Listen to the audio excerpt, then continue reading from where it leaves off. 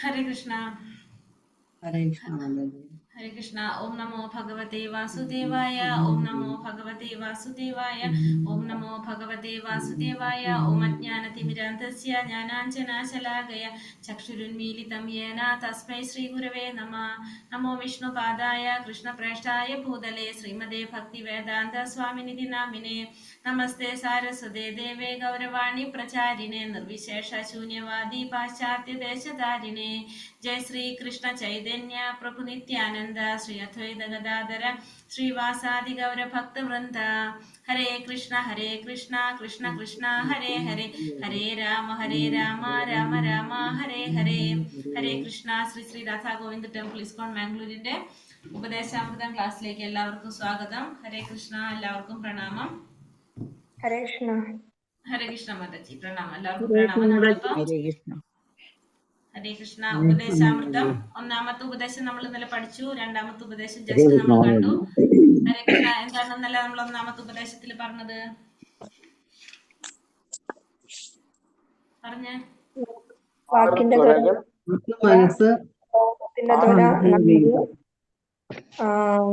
ഉദരം, ജനനേന്ദ്രിയം ഇവയെ നിയന്ത്രിക്കാൻ സാധിക്കുന്ന ആള് ധീരനാണ്. അവന് ഭൂമിയില് ഒരുപാട് ശിഷ്യന്മാരെ ആക്കാൻ സാധിക്കും. മുഴുവൻ ശിക്ഷപ്പെടുത്താനുള്ള യോഗ്യത ഉണ്ടായിരിക്കും. ഹരേ കൃഷ്ണ. രണ്ടാമത്തെ എന്തായിരുന്നു പഠിച്ചത് നമ്മള്? അമിതാഹാരം, കഠിനാധ്വാനം, അമിതമായ സംസാരം, യമനിയമങ്ങൾ പാലിക്കാതിരിക്കുക,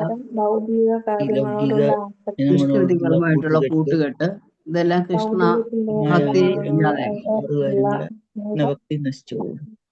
അമിതമായ ആഗ്രഹം, ഇവയെല്ലാം കൃഷ്ണഭക്തി നശിച്ചു പോകുന്ന കാരണങ്ങളാണ്. വേറൊരാൾ കൂടി പറഞ്ഞ രണ്ടും.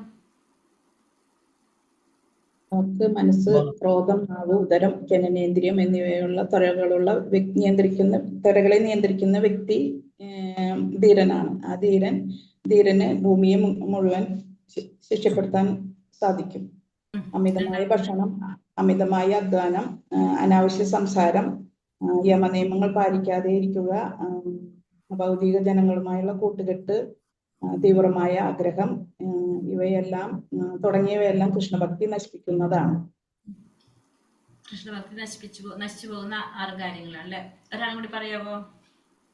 വാക്ക്, മനസ്സ്, ക്രോധം, ജിഹ്വ, മായ, ഉദരം, ഉപസ്ഥം, ജനനേന്ദ്രിയം ഇവ കൊണ്ടുള്ള ത്വരകളെ എല്ലാം നിയന്ത്രിക്കുന്നവൻ ധീരനും അങ്ങനെയുള്ള വ്യക്തി ഈ ലോകത്തെ മുഴുവൻ ശിക്ഷപ്പെടുത്താൻ കഴിവുള്ളവനുമായിരിക്കും. രണ്ടാമത്തെ ശ്ലോകം, അമിതമായ ഭക്ഷണം, അമിതമായ സംസാരം, അമിതമായ ഭക്ഷണം, അമിതമായ അധ്വാനം, യമനിയമങ്ങൾ പാലിക്കാതിരിക്കൽ, അഭക്തരുമായുള്ള സംസർഗം, ഇതെല്ലാം ഭക്തിയെ നശിപ്പിക്കുന്ന 6 കാര്യങ്ങളാണ് അല്ലെ. അപ്പൊ അതാണ് നമ്മൾ ഇനി പഠിക്കാൻ പോകുന്നത്. രണ്ടാമത്തത് ഭക്തിയെ നശിപ്പിക്കുന്ന 6 കാര്യങ്ങൾ ഏതൊക്കെയാണെന്ന്. അതാണ് നമ്മൾ പറഞ്ഞ അത്യാഹാരം, അമിതമായ ഭക്ഷണം, പിന്നെ പ്രയാസച്ച എന്ന് വെച്ചാല് അമിതമായ അധ്വാനം, പ്രജൽപ്പം, പിന്നെ അനാവശ്യമായ സംസാരങ്ങള്, നിയമാഗ്രഹ യമനിയമങ്ങളിൽ അമിതമായിട്ടുള്ള ആസക്തി അല്ലെങ്കിൽ അത് പാടെ ഒഴിവാക്കുക നമ്മള്. പിന്നെ ജനസംഘം എന്ന് വെച്ചാല് ഭൗതിക ജനങ്ങള്, ലൗകിക ജനങ്ങളുമായിട്ടുള്ള കൂട്ടുകെട്ട്, ലൗല്യം എന്ന് വെച്ചാൽ തീവ്രമായിട്ടുള്ള ആഗ്രഹങ്ങൾ. ഈ ഷഡ്ഭിർ ഭക്തിർ വിനശ്യതി, ഈ 6 കാര്യങ്ങള് കൃഷ്ണഭക്തി നശിപ്പിച്ചു കളയുന്നതാണ് ഈ 6 കാര്യങ്ങള്. അത്യാഹാര പ്രയാസശ്ച പ്രജൽപോ നിയമാഗ്രഹ ജനസംഘശ്ച ലൗല്യം ച ഷഡ്ഭിർ ഭക്തിർ വിനശ്യതി. അത്യാഹാര പ്രയാസശ്ച പ്രജൽപോ നിയമാഗ്രഹ ജനസംഘശ്ച ലൗല്യം ച ഷഡ്ഭിർ ഭക്തിർ വിനശ്യതി. ഹരേ കൃഷ്ണ. ചൊല്ലിക്കോളൂ. അത്യാഹാരപ്രയാസശ്ച ജനോനിയമാഗ്രഹഃ ജനസംഘർഷൗന്യശ്ച നിർവിനശ്യതി. അത്യാഹാരം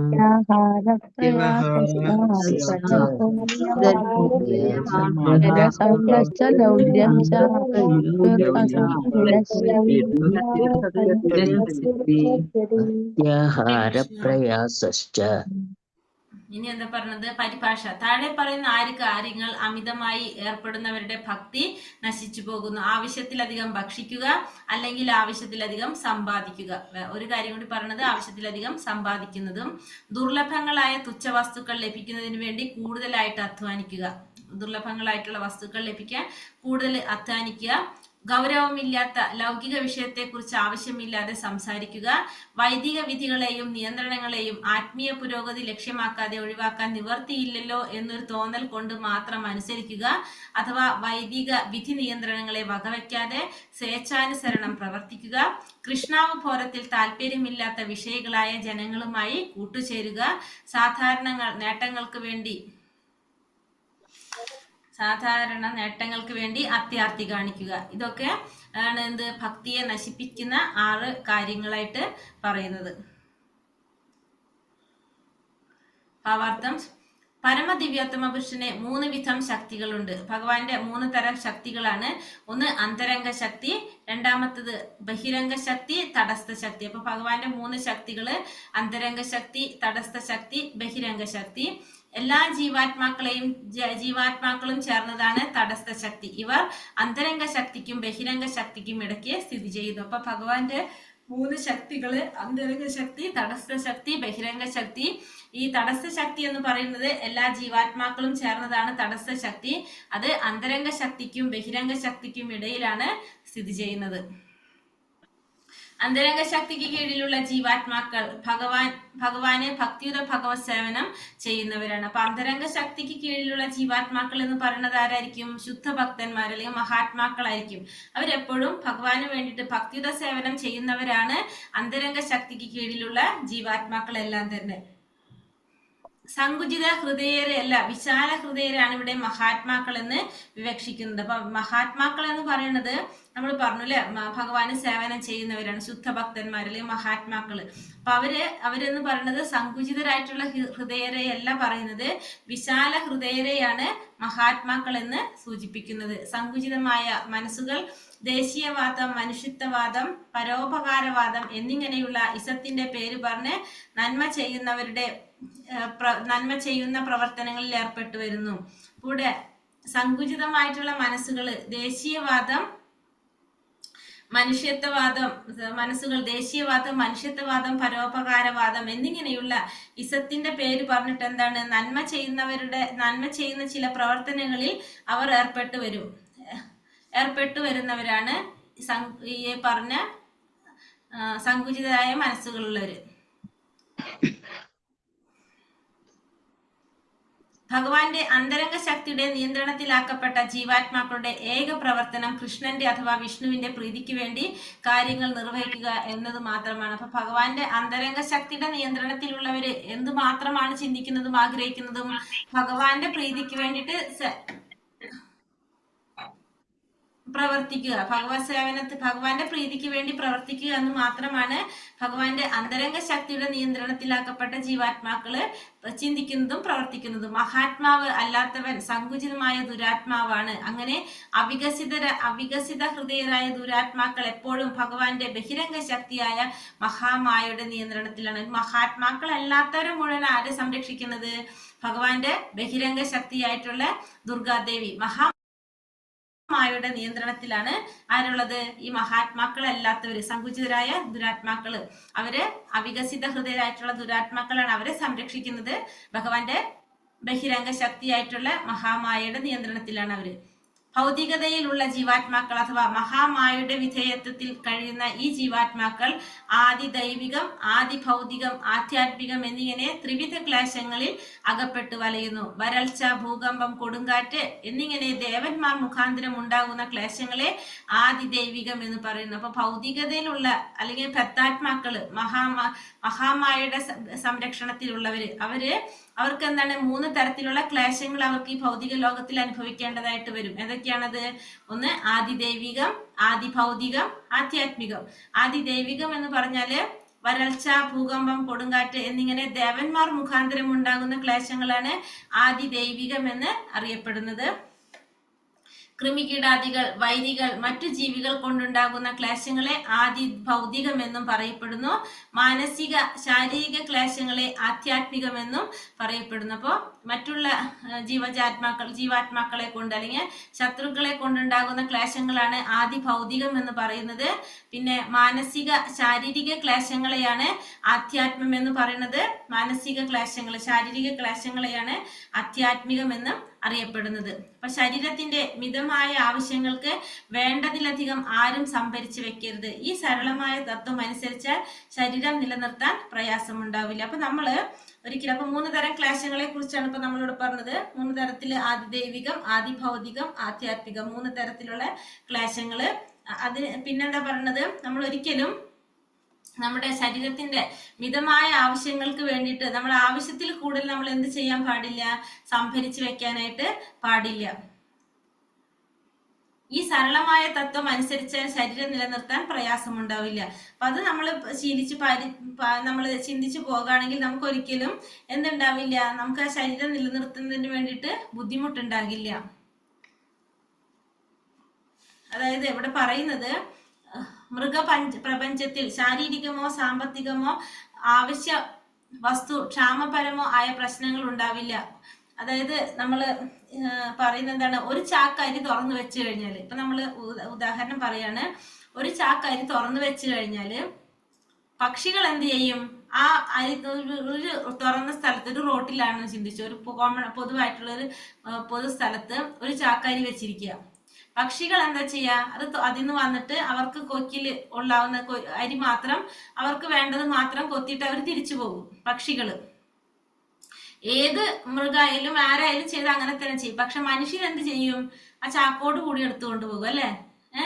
ആ ചാക്ക് കണ്ടു കഴിഞ്ഞാല് വയറ് നിറയ്ക്കാവുന്നിടത്തോളം നിറച്ച് ബാക്കിയുള്ളത് സംഭരിച്ചു വെക്കും. ഇതാണ് അത്യാഹാരം എന്ന് പറയുന്നത് വിലക്കപ്പെട്ടുള്ളത്. അപ്പൊ മനുഷ്യരുടെ പ്രത്യേകത എന്താണ്? ഒരു ചാക്കരി നമ്മൾ എവിടെയെങ്കിലും വെച്ച് നമുക്ക് കിട്ടിക്കഴിഞ്ഞാല് അത് മുഴുവനും നമ്മൾ എടുത്തു, നമുക്ക് ഇന്നേക്കും നാളേക്കും മറ്റന്നാളേക്കും ആ രീതിയിൽ നമ്മൾ അത് എന്ത് ചെയ്യും? ആ ചാക്കോട് കൂടിക്കൊണ്ട്. പക്ഷെ ബാക്കി ഇപ്പൊ ഏത് പക്ഷി മൃഗം എന്ത് വന്നാലും എന്താണ്? അതിന് പറ്റാവുന്നത് മാത്രമേ അത് ചെയ്യുള്ളൂ. പക്ഷെ മനുഷ്യർ അങ്ങനെയല്ല, അത് അങ്ങനെ തന്നെ പൊക്കിയെടുത്ത് പോകും അല്ലേ? അതാണ് പറയുന്നത്. ഇത് നമ്മള് ഇതിലേക്കുള്ളതാണ് ശരിക്കും നമ്മുടെ ഈശോപനിഷത്തിൽ പറയുന്ന ശ്ലോകമാണ്, മന്ത്രമാണിത്. അവിടെ നമ്മൾ പഠിക്കും ക്ലിയർ ആയിട്ട് കേട്ടോ. അപ്പൊ മൃഗപ്രപഞ്ചത്തിൽ ശാരീരികമോ സാമ്പത്തികമായ അവശ്യ വസ്തുക്ഷാമപരമായ പ്രശ്നങ്ങൾ ഒരിക്കലും ഉണ്ടാകില്ല. മനുഷ്യരിലാണ് ഈ പ്രശ്നമുള്ളത്. മൃഗങ്ങൾ പക്ഷെ ഒരിക്കലും അങ്ങനെയൊന്നും ചെയ്യുന്നില്ല. ഒരു ചാക്കരി തുറന്നു വെച്ചാല് പക്ഷികൾ പറന്നു വന്ന് കുറച്ചരികൾ മാത്രം കൊത്തി തിരിച്ചു പോകും, കൊത്തി തിന്നിട്ട് തിരിച്ചു പോകും. പക്ഷെ ആ ചാക്ക് മനുഷ്യൻ കണ്ടാല് വയറ് നിറയ്ക്കാവുന്നിടത്തോളം നിറച്ച് ബാക്കിയുള്ളത് സംഭരിച്ചു വെക്കുകയും ചെയ്യും. ഇത് അത്യാഹാരമാണ്. ഇത് വിലക്കപ്പെട്ടിരിക്കുന്നു. ഭഗവാന്റെ ആസൂത്രണം അനുസരിച്ച് ലോകത്ത് എമ്പാടുമുള്ള മാനവർക്ക് വേണ്ട പാലും ധാന്യങ്ങളും ഉണ്ടാക്കുന്നതിന് പ്രയാസമില്ല. എന്നാൽ മനുഷ്യൻ ബുദ്ധിയെ ഭഗവത് ബോധ വികസനത്തിന് ഉപയോഗിക്കാതെ ആവശ്യമില്ലാത്തതും ദോഷകരവുമായ വസ്തു സമൂഹം സൃഷ്ടിക്കുന്നതിന് വേണ്ടി ദുരുപയോഗപ്പെടുത്തുന്നു. അപ്പോൾ ഇവിടെ എന്താ പറയുന്നത്? ഭഗവാന്റെ ആസൂത്രണം അനുസരിച്ച് എന്താണ്? ലോകത്ത് എല്ലാവർക്കും ഭഗവാൻ ഇവിടെ ഈശോപനിഷത്തിൽ ഫസ്റ്റ് മന്ത്രത്തിൽ പറയുന്നതാണ്, ഈ ഭൗതിക പ്രപഞ്ചത്തിൽ എല്ലാ ചരാചരങ്ങളും ആരുടെ സൃഷ്ടിയാണ്? ഭഗവാന്റെ സൃഷ്ടിയാണ്. ഭഗവാനാണ് എല്ലാവരെയും സൃഷ്ടിച്ചത് ഭഗവാനാണ്. അപ്പൊ ഓരോരുത്തർക്കും ഭഗവാൻ എന്ത് ചെയ്തിട്ടുണ്ട്? ഓരോ വിഹിതം നീക്കി വെച്ചിട്ടുണ്ട്. നമുക്ക് എല്ലാവർക്കും ഓരോ വിഹിതം ഭഗവാൻ നീക്കി വെച്ചിട്ടുണ്ട്. അത് മാത്രമേ നമ്മൾ സ്വീകരിക്കാനായിട്ട് പാടുള്ളൂ. മറ്റുള്ളവരെ നമ്മൾ ഒരിക്കലും എന്ത് ചെയ്യാൻ പാടില്ല? അവരിൽ നിന്ന് നമ്മൾ ഒരിക്കലും തട്ടിപ്പറിക്കാൻ പാടില്ല, അല്ലെങ്കിൽ നമ്മൾ മറ്റുള്ളവരെ ആശിക്കാനായിട്ട് പാടില്ല. ഓരോരുത്തർക്കും നീക്കി വെച്ചിരിക്കുന്ന വിഹിതം മാത്രമാണ് നമ്മൾ സ്വീകരിക്കേണ്ടത്. അപ്പൊ ഇവിടെ ഭഗവാന്റെ ആസൂത്രണം അനുസരിച്ച് എല്ലാ മാനവർക്കും വേണ്ട പാലും ധാന്യങ്ങളും ഉണ്ടാക്കുന്നതിന് യാതൊരു പ്രയാസമില്ല. കാരണം ഭഗവാൻ അതിനുള്ള എല്ലാ സൗകര്യങ്ങളും എവിടെ ചെയ്തിട്ടുണ്ട്? ഈ ഭൗതിക പ്രപഞ്ചത്തിൽ ചെയ്തിട്ടുണ്ട്. എന്നാൽ മനുഷ്യൻ ബുദ്ധിയെ ഭഗവത് ബോധ വികസനത്തിന് ഉപയോഗിക്കാതെ ആവശ്യമില്ലാത്തതും ദോഷകരമായ വസ്തുസമൂഹം സൃഷ്ടിക്കുന്നതിന് വേണ്ടി ദുരുപയോഗപ്പെടുന്നു. പക്ഷെ നമ്മൾ എന്താ ചെയ്യുന്നത്? നമ്മുടെ ബുദ്ധി ഭഗവത് ബോധ വികസനത്തിന് ഉപയോഗിക്കാതെ നമ്മൾ ആവശ്യമില്ലാത്തതും ദോഷകരവുമായിട്ടുള്ള വസ്തു സമൂഹം സൃഷ്ടിക്കുന്നതിന് വേണ്ടിയാണ് നമ്മളത് ഉപയോഗിക്കുന്നത്. ദുരുപയോഗം ചെയ്യാണ് ചെയ്യുന്നത്. നമ്മൾ എളിയ ജീവിതം, ഉയർന്ന ചിന്ത എന്ന വ്യവസ്ഥ സ്വീകരിക്കുന്നതിന് സാമാന്യന ജനങ്ങൾ ഇന്നും വിമുഖരാണ്. അപ്പോൾ എളിയ ജീവിതം നയിക്കുക, ഉയർന്ന ചിന്ത ഉണ്ടാവുക എന്നുള്ളൊരു വ്യവസ്ഥ, അത് സ്വീകരിക്കാൻ സാധാരണ ജനങ്ങൾ ഇന്നും വിമുഖതയാണ് കാണിക്കുന്നത്. മനുഷ്യ ജീവിതം ഈശ്വരപ്രാപ്തിക്കായി ഉദ്ദേശിച്ചുകൊണ്ടുള്ളതാണ്. ഈ ആവശ്യത്തിലേക്കായിട്ടാണ് അവന് മേന്മയേറിയ ബുദ്ധി നൽകി അനുഗ്രഹിക്കപ്പെട്ടിരിക്കുന്നത്. അപ്പോൾ ഒരു മനുഷ്യന്റെ ജീവിതം എന്തിനു വേണ്ടിയിട്ടുള്ളതാണ്? ഈശ്വരപ്രാപ്തിക്ക് വേണ്ടിയിട്ടുള്ളതാണ്. അതിനു വേണ്ടിയിട്ടാണ് മനുഷ്യൻ എന്ത് നൽകിയിരിക്കുന്നത്? ഇത്തരത്തില് മേന്മയേറിയിട്ടുള്ള ബുദ്ധി അവന് നൽകിയിരിക്കുന്നത്. ഉന്നതമായ അവസ്ഥ കരസ്ഥമാക്കുന്നതിന് ഈ ഉന്നതമായ ബുദ്ധി സമ്പത്ത് ദത്തമായിരിക്കുന്നെന്ന് വിശ്വസിക്കാൻ വേദാനുശാസനങ്ങൾ അനുസരിക്കണം. അപ്പൊ നമുക്ക് ഈ ബുദ്ധി കിട്ടിയിട്ട് നമുക്കത് പ്രാവർത്തികമാക്കാനായിട്ട് നമ്മൾ എന്ത് ചെയ്തിരിക്കണം? വേദാനുശാസനങ്ങളെ അനുസരിക്കണം. ഉന്നതാധികാരികളിൽ നിന്ന് ലഭിക്കുന്ന നിർദ്ദേശങ്ങളെ സ്വീകരിച്ചാൽ പരിപൂർണമായ അറിവിൽ ഉറച്ചു നിൽക്കുവാനും അതുപോലെ തന്നെ അങ്ങനെ തന്റെ ജീവിതത്തെ ശരിക്കും അർത്ഥവത്താക്കാനും അവന് സാധിക്കും. അപ്പോൾ പരിപൂർണമായിട്ടുള്ള ഉന്നതാധികാരികളിൽ നിന്ന് ലഭിക്കുന്ന നിർദ്ദേശങ്ങൾ സ്വീകരിച്ചു കഴിഞ്ഞാൽ പൂർണ്ണമായിട്ടുള്ള അറിവിൽ ഉറച്ചു നിൽക്കാനും തന്റെ ജീവിതത്തെ ശരിക്കും അർത്ഥവത്താക്കാനും ആർക്ക് സാധിക്കും? ഒരു മനുഷ്യന് സാധിക്കും. ശ്രീമദ് ഭാഗവതം 1-ാം സ്കന്ധം 2-ാം അധ്യായം 9-ാം ശ്ലോകത്തില് സൂതഗോസ്വാമി മനുഷ്യധർമ്മത്തെ കുറിച്ച് പറയുന്നത് ധർമ്മസ്യാഹിപവർഗസ്യ നാർത്ഥോർത്ഥായോപകൽപതേ നാർത്ഥസ്യ ധർമ്മൈകാന്തസ്യ കാമോ ലാഭായ ഹി സ്മൃതഃ. ഇതിന്റെ മീനിങ് ഇവിടെ കൊടുത്തിട്ടുണ്ട്. എല്ലാ തൊഴിൽ പ്രവർത്തനങ്ങളും പരമമായ മോചനത്തെ ലക്ഷ്യമാക്കിയിട്ടുള്ളതാണ്. എല്ലാ തൊഴിൽ പ്രവർത്തനങ്ങളും എന്താണ്? പരമമായിട്ടുള്ള മോചനത്തെ ലക്ഷ്യമാക്കിയിട്ടുള്ളതാണ്. ലൗകിക നേട്ടങ്ങളെ ഉദ്ദേശിച്ചുകൊണ്ട് അവ ചെയ്യരുത്. മാത്രമല്ല ധർമ്മം അനുഷ്ഠിച്ചുകൊണ്ട് ഇരിക്കുന്ന ഒരുവൻ തന്റെ ഭൗതിക നേട്ടങ്ങളെ ഇന്ദ്രിയ സന്ദർപ്പണത്തിനായി ഒരിക്കലും പ്രയോജനപ്പെടുത്തരുത്. അപ്പൊ എല്ലാ തരത്തിലുള്ള പ്രവർത്തനങ്ങളും നമ്മൾ എന്താണ് ലക്ഷ്യമാക്കുന്നത്? ധർമ്മപരമായിട്ടുള്ള പ്രവർത്തനങ്ങൾ, അതായത് മോചനത്തെ ലക്ഷ്യമാക്കിയിട്ടുള്ളതാണ് എല്ലാ തരത്തിലുള്ള പ്രവർത്തനങ്ങളും. ലൗകിക നേട്ടങ്ങൾ ഉദ്ദേശിച്ചുകൊണ്ടൊന്നും നമ്മളത് ചെയ്യാനായിട്ട് പാടില്ല. ധർമ്മം അനുഷ്ഠിച്ചുകൊണ്ടേയിരിക്കുന്ന ഒരുവൻ തന്റെ ഭൗതിക നേട്ടങ്ങളെ ഇന്ദ്രിയ സന്ദർപ്പണത്തിനായിട്ട് ഒരിക്കലും എന്ത് ചെയ്യാൻ പാടില്ല? പ്രയോജനപ്പെടുത്താനായിട്ട് പാടില്ല എന്ന് ഭാഗവതത്തില് 1-ാമത്തെ സ്കന്ധം 2-ാം അധ്യായം 9-ാം ശ്ലോകത്തില് സൂതഗോസ്വാമി മനുഷ്യധർമ്മത്തെ കുറിച്ച് പറയുന്നതാണിത്. സ്വധർമ്മങ്ങൾ. ഇനി അടുത്തത് പറയുന്നത് ധർമ്മസ്യാഹി അപവർഗസ്യ നാർത്ഥോർത്ഥയോ കൽപ്പതേ. ധർമ്മസ്യാഹി അപവർഗസ്യ നാർത്ഥോർത്ഥായോപകൽപ്പതേ. ഇതിൽ ചിലപ്പോൾ മിസ്റ്റേക്ക് ഉണ്ടാവും കേട്ടോ. കുറെ സ്ഥലത്ത് മിസ്റ്റേക്ക് ഉണ്ട്, ശ്ലോകങ്ങളിലും അതിലൊക്കെ. അതൊന്നും ശ്രദ്ധിക്കണം. അക്ഷരത്തെറ്റുകൾ കുറെ ഉണ്ട് ഇതിൽ. കൽപ്പതേ ധർമാനുഷ്ഠാനം മോക്ഷം ലക്ഷ്യമാക്കിക്കൊണ്ടുള്ളതാണ്. ഭക്ഷണം നേട്ടമാനമായുള്ളതല്ല. അത്യാവശ്യം വേണ്ടുന്ന ജീവിത സൗകര്യം അനുഭവിച്ച് കൃഷ്ണാവബോധം നേടുന്നതാണ് യഥാർത്ഥ മതം നിർദ്ദേശിക്കുന്നത്. അപ്പോ ഇവിടെ എന്താ പറയണത്? നമ്മള് ധർമാനുഷ്ഠാനം എന്ന് പറയുന്നത് മോക്ഷം ലക്ഷ്യമാക്കിക്കൊണ്ടുള്ളതാണ്, അല്ലാതെ ഭക്ഷണം നേടാനുള്ളതല്ല. അത്യാവശ്യം വേണ്ടുന്ന ജീവിത സൗകര്യം അനുഭവിച്ച് കൃഷ്ണാവബോധം നേടുന്നതാണ് യഥാർത്ഥ മതം നിർദ്ദേശിക്കുന്നത്. അതായത് നമ്മുടെ ലക്ഷ്യം ഭക്ഷണം കഴിക്കാനുള്ളതല്ല. നമ്മൾ ജീവിക്കുന്നതിന് വേണ്ടിയിട്ടാണ്, മോക്ഷം ലക്ഷ്യമാക്കിയിട്ടാണ് നമ്മളിവിടെ ഈ ഭൗതിക പ്രപഞ്ചത്തിൽ ജീവിക്കുന്നത്. അപ്പൊ ആവശ്യം നമ്മളെ ജീവൻ നിലനിർത്താൻ വേണ്ട ഭക്ഷണം നമ്മൾ കഴിച്ചിരിക്കണം, ജീവിത സൗകര്യം നമുക്ക് വേണം. അത് അനുഭവിച്ച് നമ്മൾ എന്ത് ചെയ്തിരിക്കണം? കൃഷ്ണാവബോധം നേടാവുന്നതായിരിക്കണം നമ്മുടെ യഥാർത്ഥ ലക്ഷ്യം. പ്രജൽപ്പം, മിഥ്യാ സംഭാഷണം ഒഴിവാക്കി മറ്റുള്ളവരോട് കൃഷ്ണാവബോധത്തെ കുറിച്ച് സംസാരിക്കണം. അപ്പൊ പ്രജൽപ്പം ഒഴിവാക്കുക, നമ്മൾ അനാവശ്യമായ സംസാരങ്ങളും മിഥ്യാ സംഭാഷണങ്ങളും എല്ലാം ഒഴിവാക്കി കൃഷ്ണാവബോധത്തെ കുറിച്ച് സംസാരിക്കണം. ജനസംഘം, കൃഷ്ണാവബോധത്തിൽ അഭിരുചി ഇല്ലാത്തവരുമായിട്ട് കൂട്ടുകൂടരുത്. ഭഗവത് ഭക്തന്മാരോട് ഒന്നിച്ച് ഭഗവത് സേവനം നിർവഹിക്കണം. അപ്പൊ ജനസംഘം എന്ന് പറയുന്നത് കൃഷ്ണാവബോധത്തിൽ അഭിരുചി ഇല്ലാത്തവരുമായിട്ടുള്ള കൂട്ടുകൂടാനായിട്ട് പാടില്ല. ഭഗവാന്റെ ഭക്തന്മാരോട് ഒന്നിച്ച് നമ്മൾ എന്ത് ചെയ്തുകൊണ്ടിരിക്കണം? ഭഗവത് സേവനം നിർവഹിച്ചു കൊണ്ടിരിക്കണം. കൃഷ്ണാവബോധം ഒഴിച്ചു നിർത്തി ജ്ഞാനം നേടാൻ ഉദ്ദേശിക്കുന്നതും സാമ്പത്തിക പുരോഗതിയെക്കുറിച്ച് കർമ്മികൾ എഴുതുന്ന ഗ്രന്ഥങ്ങൾ അത്യാഹാരത്തിൽ വരുന്നു. അത്യാഹാരം എന്ന് പറഞ്ഞാൽ എന്തൊക്കെ വരും? കൃഷ്ണാവബോധത്തിനെ മാറ്റി നിർത്തിയിട്ട് ജ്ഞാനം നേടാൻ ശ്രമിക്കുക. മാത്രമല്ല സാമ്പത്തിക പുരോഗതിയെക്കുറിച്ച് കർമ്മികൾ എഴുതുന്ന ഗ്രന്ഥങ്ങൾ വായിക്കുക. ഇതും എന്തിൽ വരുന്നതാണ്? അത്യാഹാര വകുപ്പില് പെടുന്നതാണ്. ഭാവി തലമുറയ്ക്ക് അനുഭവിക്കാൻ കർമ്മികൾ കൂടുതൽ സമ്പത്തുണ്ടാക്കുന്ന ഇങ്ങനെ നിഷ്പ്രയോജനങ്ങളായ കാര്യങ്ങൾ മുഴുകി അവർ ജീവിതം വ്യർത്ഥമാക്കുന്നു. അപ്പൊ ഭാവി തലമുറയ്ക്ക് അനുഭവിക്കാനായിട്ട് കർമ്മികൾ എന്ത് ചെയ്തുകൊണ്ടിരിക്കും? നമ്മളിപ്പോ നമ്മുടെ മക്കൾക്കും അവരുടെ മക്കൾക്കും കൂടി അനുഭവിക്കാനുള്ള സ്വത്തുക്കൾ നമ്മൾ ഉണ്ടാക്കി വെക്കും അല്ലെ? അതാണ് പറയണത് എന്നിവിടെ. അത് ജീവിതം വ്യർത്ഥമാക്കാണ് ചെയ്യുന്നത്. നിഷ്പ്രയോജനങ്ങളായിട്ടുള്ള കാര്യങ്ങളിൽ മുഴുകിയിട്ട് അവരവരുടെ ജീവിതം വ്യർത്ഥമാക്കി കളയാണ് ചെയ്യുന്നത്. കൃഷ്ണാവബോധ വികസനത്തിന് മദ്യപാനം, ചൂതാട്ടം, അവിഹിത ലൈംഗിക വേഴ്ച, മാംസഭോജനം തുടങ്ങിയ ദോഷങ്ങളിൽ നിന്ന് ഒഴിഞ്ഞു മാറണം. അപ്പൊ ഈ 4 യമനിയമങ്ങള് നമ്മൾ എന്ത് ചെയ്യണം? പാലിച്ചിരിക്കണം. കൃഷ്ണാവബോധ വികസനത്തിന് തടസ്സമാകുന്നതാണ് ഈ 4 കാര്യങ്ങളും. അത് നമ്മൾ പാലിച്ചിരിക്കണം. മായാവാദികളും ഭുക്തികാമികളും മുക്തികാമികളും സിദ്ധികാമികളും അത്യാഹാരികളാണ്. ഇവരോട് കൂട്ടുകൂടരുത്. അപ്പൊ മായാവാദികളോട്, പിന്നെ അതുപോലെ തന്നെ ഭുക്തികാമികളോട്, മുക്തികാമികളോട്, സിദ്ധികാമികളോട് 3 തരത്തിൽ പറഞ്ഞത്. ഒന്നാമത്തത് എന്താ പറയുന്നത്? ഭുക്തികാമികള് മായാവാദികളോടും, പിന്നെ ഭൗതികമായിട്ടുള്ള സുഖത്തിൽ താല്പര്യരായവരാണ് ആര്? ഭുക്തികാമികള്. ഭൗതികമായ സുഖങ്ങളിൽ താല്പര്യമുള്ളവര് ഭുക്തികാമികള്, മുക്തി ആഗ്രഹിക്കുന്നവര് മുക്തികാമികള്, സിദ്ധികൾ ആഗ്രഹിക്കുന്ന, അതായത് നമുക്ക് സിദ്ധികൾ, കുറെ സിദ്ധികളൊക്കെ ഉണ്ടല്ലോ, ആ സിദ്ധികൾ ആഗ്രഹിക്കുന്നവര് സിദ്ധികാമികൾ. ഇത്തരത്തിലുള്ളവരെ ഇവരൊക്കെ അങ്ങനെയാണ്, അത്യാഹാരികളാണ് ഇവരൊക്കെ. ഇവരോടൊന്നും കൂട്ടുകൂടാനായിട്ട് പാടില്ല. അത്യാഹാരത്തെ കുറിച്ച് ശ്രീ രൂപഗോസ്വാമിയുടെ നിർദ്ദേശങ്ങൾ അവഗണിച്ചത് കൊണ്ട് ക്യാപിറ്റലിസ്റ്റ്, കമ്മ്യൂണിസ്റ്റ്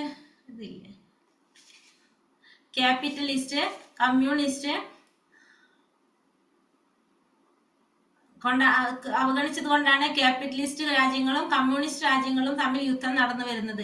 എല്ലാ സമ്പത്തും കൃഷ്ണന്റേതാണ്. അവയെ കൃഷ്ണന്റെ ഭരണത്തിന് വേണ്ടി വിധേയമാക്കിയാൽ സാമ്പത്തിക പ്രശ്നത്തിന് സമാധാനം കാണാനാകും. അപ്പൊ അത്യാഹാരത്തെ കുറിച്ച് രൂപഗോസ്വാമിയുടെ നിർദ്ദേശങ്ങൾ അവഗണിച്ചത് കൊണ്ടാണ് രാജ്യങ്ങൾ തമ്മിൽ എന്തുണ്ടാവുന്നത്? യുദ്ധം നടന്നു വരുന്നത്. ക്യാപിറ്റലിസ്റ്റ് രാജ്യങ്ങളും കമ്മ്യൂണിസ്റ്റ് രാജ്യങ്ങളും തമ്മിൽ. എല്ലാതും ഭഗവാന്റേതാണ് എന്ന് ചിന്തിച്ചു കഴിഞ്ഞാൽ എന്തില്ല? കൃഷ്ണന്റെ ഭരണത്തിന് വേണ്ടി വിധേയമാക്കിയാൽ സാമ്പത്തിക പ്രശ്നത്തിനും എല്ലാത്തിനും സമാധാനം കാണാനായിട്ട് സാധിക്കും. ഈശോപനിഷത്തിൽ പറയുന്നു, ഈ പ്രപഞ്ചത്തിലുള്ള എല്ലാം ഭഗവാന്റെ ഉടമസ്ഥതയിലുള്ളതാണ്.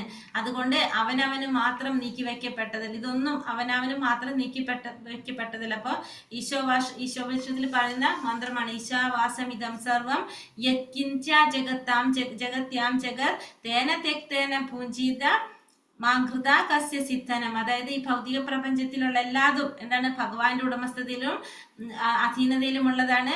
ഭഗവാൻ ഓരോരുത്തർക്കും ഒരു വിഹിതം നീക്കി വെച്ചിട്ടുണ്ട്. അത് മാത്രമേ നമ്മൾ സ്വീകരിക്കാൻ പാടുള്ളൂ. മറ്റുള്ളവരുടെ ധനം ആശിക്കാനായിട്ട് പാടില്ല എന്നാണ് പറയുന്നത്. ഈശ്വരനിൽ വിശ്വാസമില്ലാത്തയാൾ ലൗകിക സമ്പത്ത് വർദ്ധിപ്പിക്കാനായി ക്യാപിറ്റലിസം, കമ്മ്യൂണിസം എന്നിങ്ങനെ സമ്പ്രദായങ്ങൾ ഉണ്ടാക്കുന്നു. അപ്പൊ ഈശ്വരനിൽ വിശ്വാസം ഇല്ലാത്തവരെന്ത് ചെയ്യും? ഈ ഭൗതികമായിട്ടുള്ള സമ്പത്ത് വർദ്ധിപ്പിക്കാനായിട്ട് ഈ ക്യാപിറ്റലിസം, കമ്മ്യൂണിസം എന്നൊക്കെ പറഞ്ഞിട്ട് ഓരോ സമ്പ്രദായങ്ങൾ ഉണ്ടാക്കുകയാണ് ചെയ്യുന്നത്. അപ്പൊ നമുക്ക് ഈ മാതൃകാ സമൂഹം ഉണ്ടാക്കണമെങ്കിൽ നമുക്ക് എന്ത് വേണം? നമ്മൾ ഈ ശ്ലോകം ഈശോപനിഷത്തിൽ പറഞ്ഞ ഈശോവാസ്യമിതം സർവം, അതായത് നമ്മൾ എന്ത് ചെയ്തിരിക്കണം? നമുക്ക് ഈ പ്രപഞ്ചത്തില് ഓരോരുത്തർക്കും നീക്കി വെച്ചത് മാത്രം നമ്മൾ സ്വീകരിക്കുക, മറ്റുള്ളവരിൽ കൈ കടത്താതിരിക്കുക. അപ്പൊ നമുക്ക് എന്ത് സാധിക്കും? ഒരു മാതൃകാ സമൂഹം നമുക്ക് വ്യവസ്ഥാപിതമാക്കാനായിട്ട് സാധിക്കും. അതായത് നമുക്ക് ഇപ്പൊ മനുഷ്യർക്ക് എന്താണോ വേണ്ടത്? മനുഷ്യർക്ക് വേണ്ടത് പാലും പഴങ്ങളും പച്ചക്കറികളും ധാന്യങ്ങളൊക്കെയാണ്. നമ്മൾ അത് മാത്രം സ്വീകരിക്കുക. മൃഗങ്ങളുടെ ഭക്ഷണം മൃഗങ്ങൾക്ക് കഴിക്കുക. അതായത് ഓരോരുത്തർക്കും ഭഗവാൻ ഓരോ വിഹിതം നീക്കി വെച്ചിട്ടുണ്ട്. അത് മാത്രം സ്വീകരിച്ചു കൊണ്ട് പോകുകയാണെങ്കിൽ നമുക്കിവിടെ ഒരു മാതൃകാ സമൂഹം ഉണ്ടാക്കാനായിട്ട് സാധിക്കും. അത്യാഹാരം ഉപേക്ഷിച്ചാൽ മനുഷ്യരും മൃഗവും കമ്മ്യൂണിസ്റ്റും ക്യാപിറ്റലിസ്റ്റും തമ്മിലുള്ള ശത്രുത നിലയ്ക്കും, രാഷ്ട്രീയമായ ദുർവ്യവസ്ഥയും അസ്ഥിര ബുദ്ധിയും ഇല്ലാതാകും. അപ്പൊ അത്യാഹാരം ഉപേക്ഷിച്ചു കഴിഞ്ഞാല് എല്ലാവരും തമ്മിലുള്ള പ്രശ്നങ്ങൾക്ക് പരിഹാരമാകും. ബുദ്ധിയുള്ള മനുഷ്യൻ 6 ഭക്തിമാർഗ പ്രതിബദ്ധങ്ങളെ തട്ടി നീക്കണം. അതിന് കൃഷ്ണാവബോധ പ്രസ്ഥാനത്തെ പൂർണ്ണ മനസ്സോടെ ശരണം പ്രാപിക്കണം. അപ്പൊ ബുദ്ധിയുള്ളവർ എന്ത് ചെയ്യണം? ഈ 6 തരത്തിലുള്ള ഭക്തിമാർഗങ്ങളെ തട്ടി നീക്കാനും അങ്ങനെ കൃഷ്ണാവബോധ പ്രസ്ഥാനത്തെ പൂർണ്ണ മനസ്സോടുകൂടി സ്വാഗതം ചെയ്യാൻ അല്ലെങ്കിൽ ശരണം പ്രാപിക്കാനായിട്ടും ആ വ്യക്തിക്ക് സാധിക്കണം. ഹരേ കൃഷ്ണ കൃഷ്ണ കൃഷ്ണ ഹരേ ഹരേ, ഹരേ രാമ രാമ രാമ ഹരേ ഹരേ. വഞ്ചാകൽപതരൂപേശ്ച കൃപാ സിന്ധോഭ്യേവ ച പതിതാനാം പാവനേഭ്യോ വൈഷ്ണവേഭ്യോ നമോ നമഃ. ഹരേ കൃഷ്ണ. നമുക്ക് ക്വസ്റ്റ്യൻ ആൻസർ നോക്കാം. അപ്പൊ ഇതിൽ എന്തെങ്കിലും പറയാനുള്ളത് പറയാം.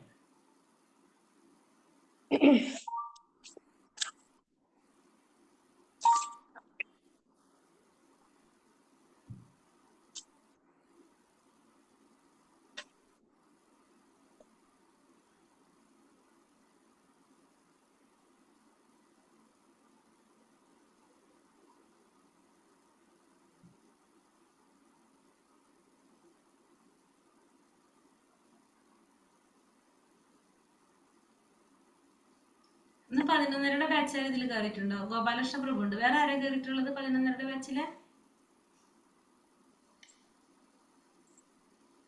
വേറെ ആരും ഇല്ലല്ലോ.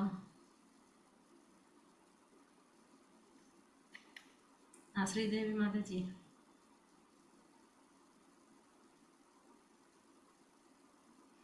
ഹരേ കൃഷ്ണ. അപ്പൊ കൃഷ്ണഭക്തി നശിച്ചു പോകുന്ന 6 കാര്യങ്ങൾ എന്തൊക്കെയാണ്? അത്യാഹാരം, പ്രയാസം, അനാവശ്യമായ സംസാരം, യമനിയമങ്ങൾ പാലിക്കാതിരിക്കുക, ജനസംഘം, ലൗല്യം അല്ലെ? അത്യാഹാര പ്രയാസശ്ച പ്രജൽപം നിയമാഗ്രഹ ജനസംഘശ്ച ലൗല്യം ച ഷഡ്ഭിർഭക്തിർ വിനശ്യതി. അത്യാഹാരം, അമിതമായ ആഹാരം, പിന്നെ അമിതമായ സമ്പാദ്യം പറയുന്നുണ്ട്. ഇതിൽ ഇങ്ങനെ ഇത് പറഞ്ഞാലും മതി, ആഹാരം മാത്രം പറഞ്ഞാലും മതി. പിന്നെ അമിതമായ ആഹാരം, പിന്നെ പ്രയാസം എന്ന് വെച്ചാല് അമിതമായ അധ്വാനം, കഠിനാധ്വാനം, പ്രജൽപം അനാവശ്യമായ സംസാരം, നിയമാഗ്രഹ യമനിയമങ്ങളിലെ ആസക്തി, പിന്നെ ജനസംഘം ഭൗതികമായിട്ടുള്ള ജനങ്ങളായിട്ടുള്ള കൂട്ടുകെട്ട്, ലൗല്യം തീവ്രമായ ആഗ്രഹങ്ങള്. ഇത് നമ്മളെ ഭക്തിയെ നശിപ്പിക്കുന്ന 6 കാര്യങ്ങള്.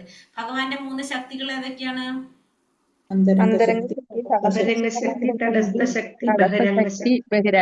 ശക്തി. ഒരാളെ മഹാത്മാവ് എന്ന് വിളിക്കാൻ സാധിക്കുന്നത് എപ്പോഴാണ്? ഇന്ദ്രിയങ്ങളെ സന്തോഷിപ്പിക്കുമ്പോൾ. ഭഗവാന്റെ ഇന്ദ്രിയങ്ങളെ സന്തോഷിപ്പിക്കുന്നു അല്ലെ? അതായത് അവര് എങ്ങനെയായിരിക്കും പറഞ്ഞത്? അന്തരംഗ ശക്തിയെ സംരക്ഷിക്കപ്പെടുന്നവരായിരിക്കും. ഭഗവാൻ മഹാത്മാവ് എന്ന് പറഞ്ഞത് കറക്റ്റ് സെന്റൻസ് എന്താ പറഞ്ഞത്? വിശാല ഹൃദയമുള്ളവരല്ലേ? ഭഗവത് ഭക്തന്മാരെ, ശുദ്ധ ഭക്തന്മാരെയാണ് നമ്മൾ എന്ത് പറയുന്നത്? ഭഗവാന്റെ ഇന്ദ്രിയങ്ങളെ സന്തോഷിപ്പിക്കുമ്പോൾ അവരെ മഹാത്മാവ് എന്ന് വിളിക്കാൻ സാധിക്കും അല്ലെ? ഭഗവാന്റെ ഇന്ദ്രിയങ്ങളെ സന്തോഷിപ്പിക്കാൻ ശ്രമിക്കുന്നവര്. 3 വിധത്തിലുള്ള ക്ലേശങ്ങൾ ഏതൊക്കെയാണ്? ആദിദൈവികം, ആധ്യാത്മിക. ആദിദൈവികം എന്ന് പറഞ്ഞാല് കൊടുങ്കാറ്റ്, ഇങ്ങനെയുള്ള ക്ലേശങ്ങൾ അനുഭവിക്കുന്നു. അതായത് ദേവന്മാരുടെ മുഖാന്തരം അല്ലെ ഉണ്ടാകുന്ന ക്ലേശങ്ങളാണ് എന്ത് പറയണത്? ആദിദൈവികം. ആദിഭൗതികം എന്ന് പറഞ്ഞാല് ശത്രുക്കൾ മുഖാന്തരം ഉണ്ടാകുന്ന മറ്റുള്ള ജീവാത്മാക്കൾ കൊണ്ട്, ജീവജാലങ്ങളെല്ലാം കൊണ്ടുണ്ടാകുന്ന ക്ലേശങ്ങള്. പിന്നെ അടുത്തത് ഏതാണ് പറയാനുള്ളത്?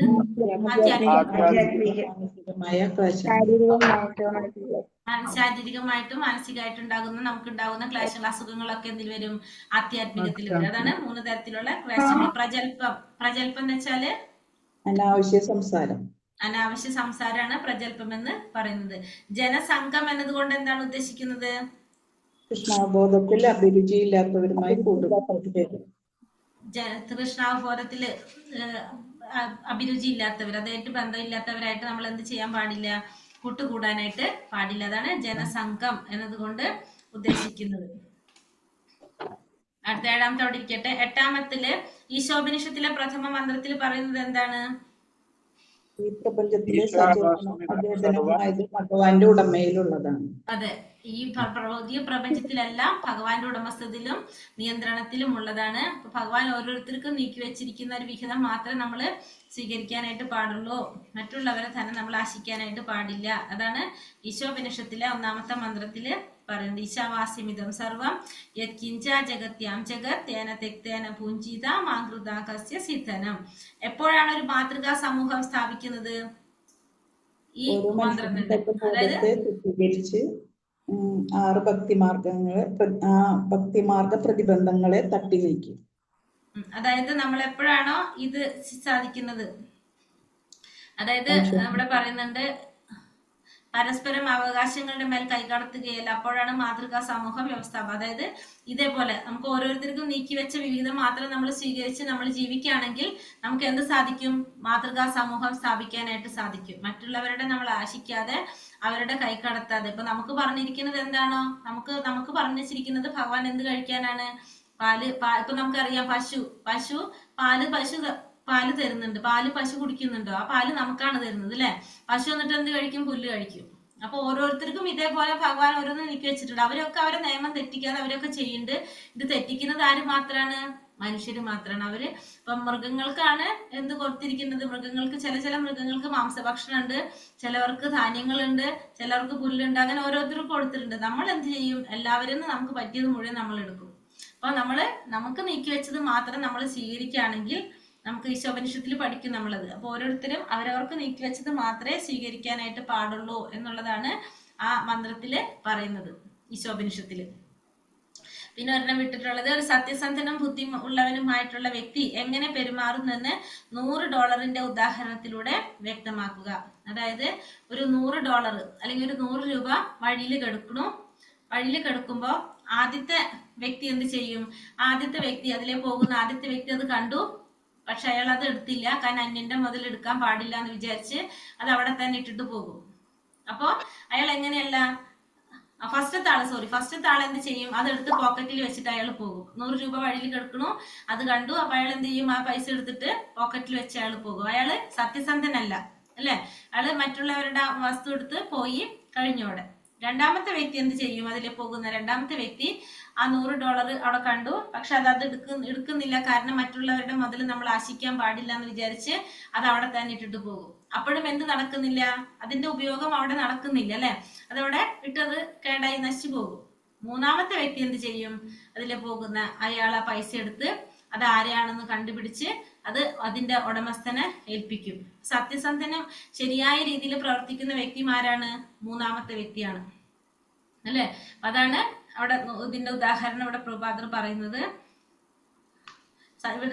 സത്യസന്ധനുമായിരിക്കും, ബുദ്ധിമാനുമായിരിക്കും ആ ഒരു വ്യക്തി എന്ന് പറയുന്നത്, മൂന്നാമത്തെ വ്യക്തി. അപ്പൊ നമ്മളും ചെയ്യേണ്ടത് എങ്ങനെയാണ്? എന്തൊരു കാര്യം നമ്മൾ ചെയ്യേണ്ടത് അതിന്റെ ശരിയായ രീതിയിൽ ഉപയോഗിച്ചാൽ മാത്രമേ അവിടെ അതിന്റെ പ്രയോജനം നടക്കുന്നുള്ളൂ. അപ്പൊ എന്തൊരു കാര്യം അതിനാണ് നമുക്ക് എന്ത് തന്നിരിക്കുന്നത്? ഭഗവാൻ ബുദ്ധി തന്നിരിക്കുന്നത്. അത് ആ രീതിയിൽ നമ്മൾ പ്രയോജനപ്പെടുത്തി ഉപയോഗിക്കേണ്ടതാണെന്ന് മനസ്സിലാക്കുക. അതാണ് സത്യസന്ധനും ബുദ്ധിമാനും കൂടിയായിരിക്കണം പറയുന്നത്. ഹരേ കൃഷ്ണ. ഈ പറഞ്ഞതിൽ രണ്ടാമത്തെ ഉപദേശത്തിൽ എന്തെങ്കിലും സംശയങ്ങളുണ്ടോ?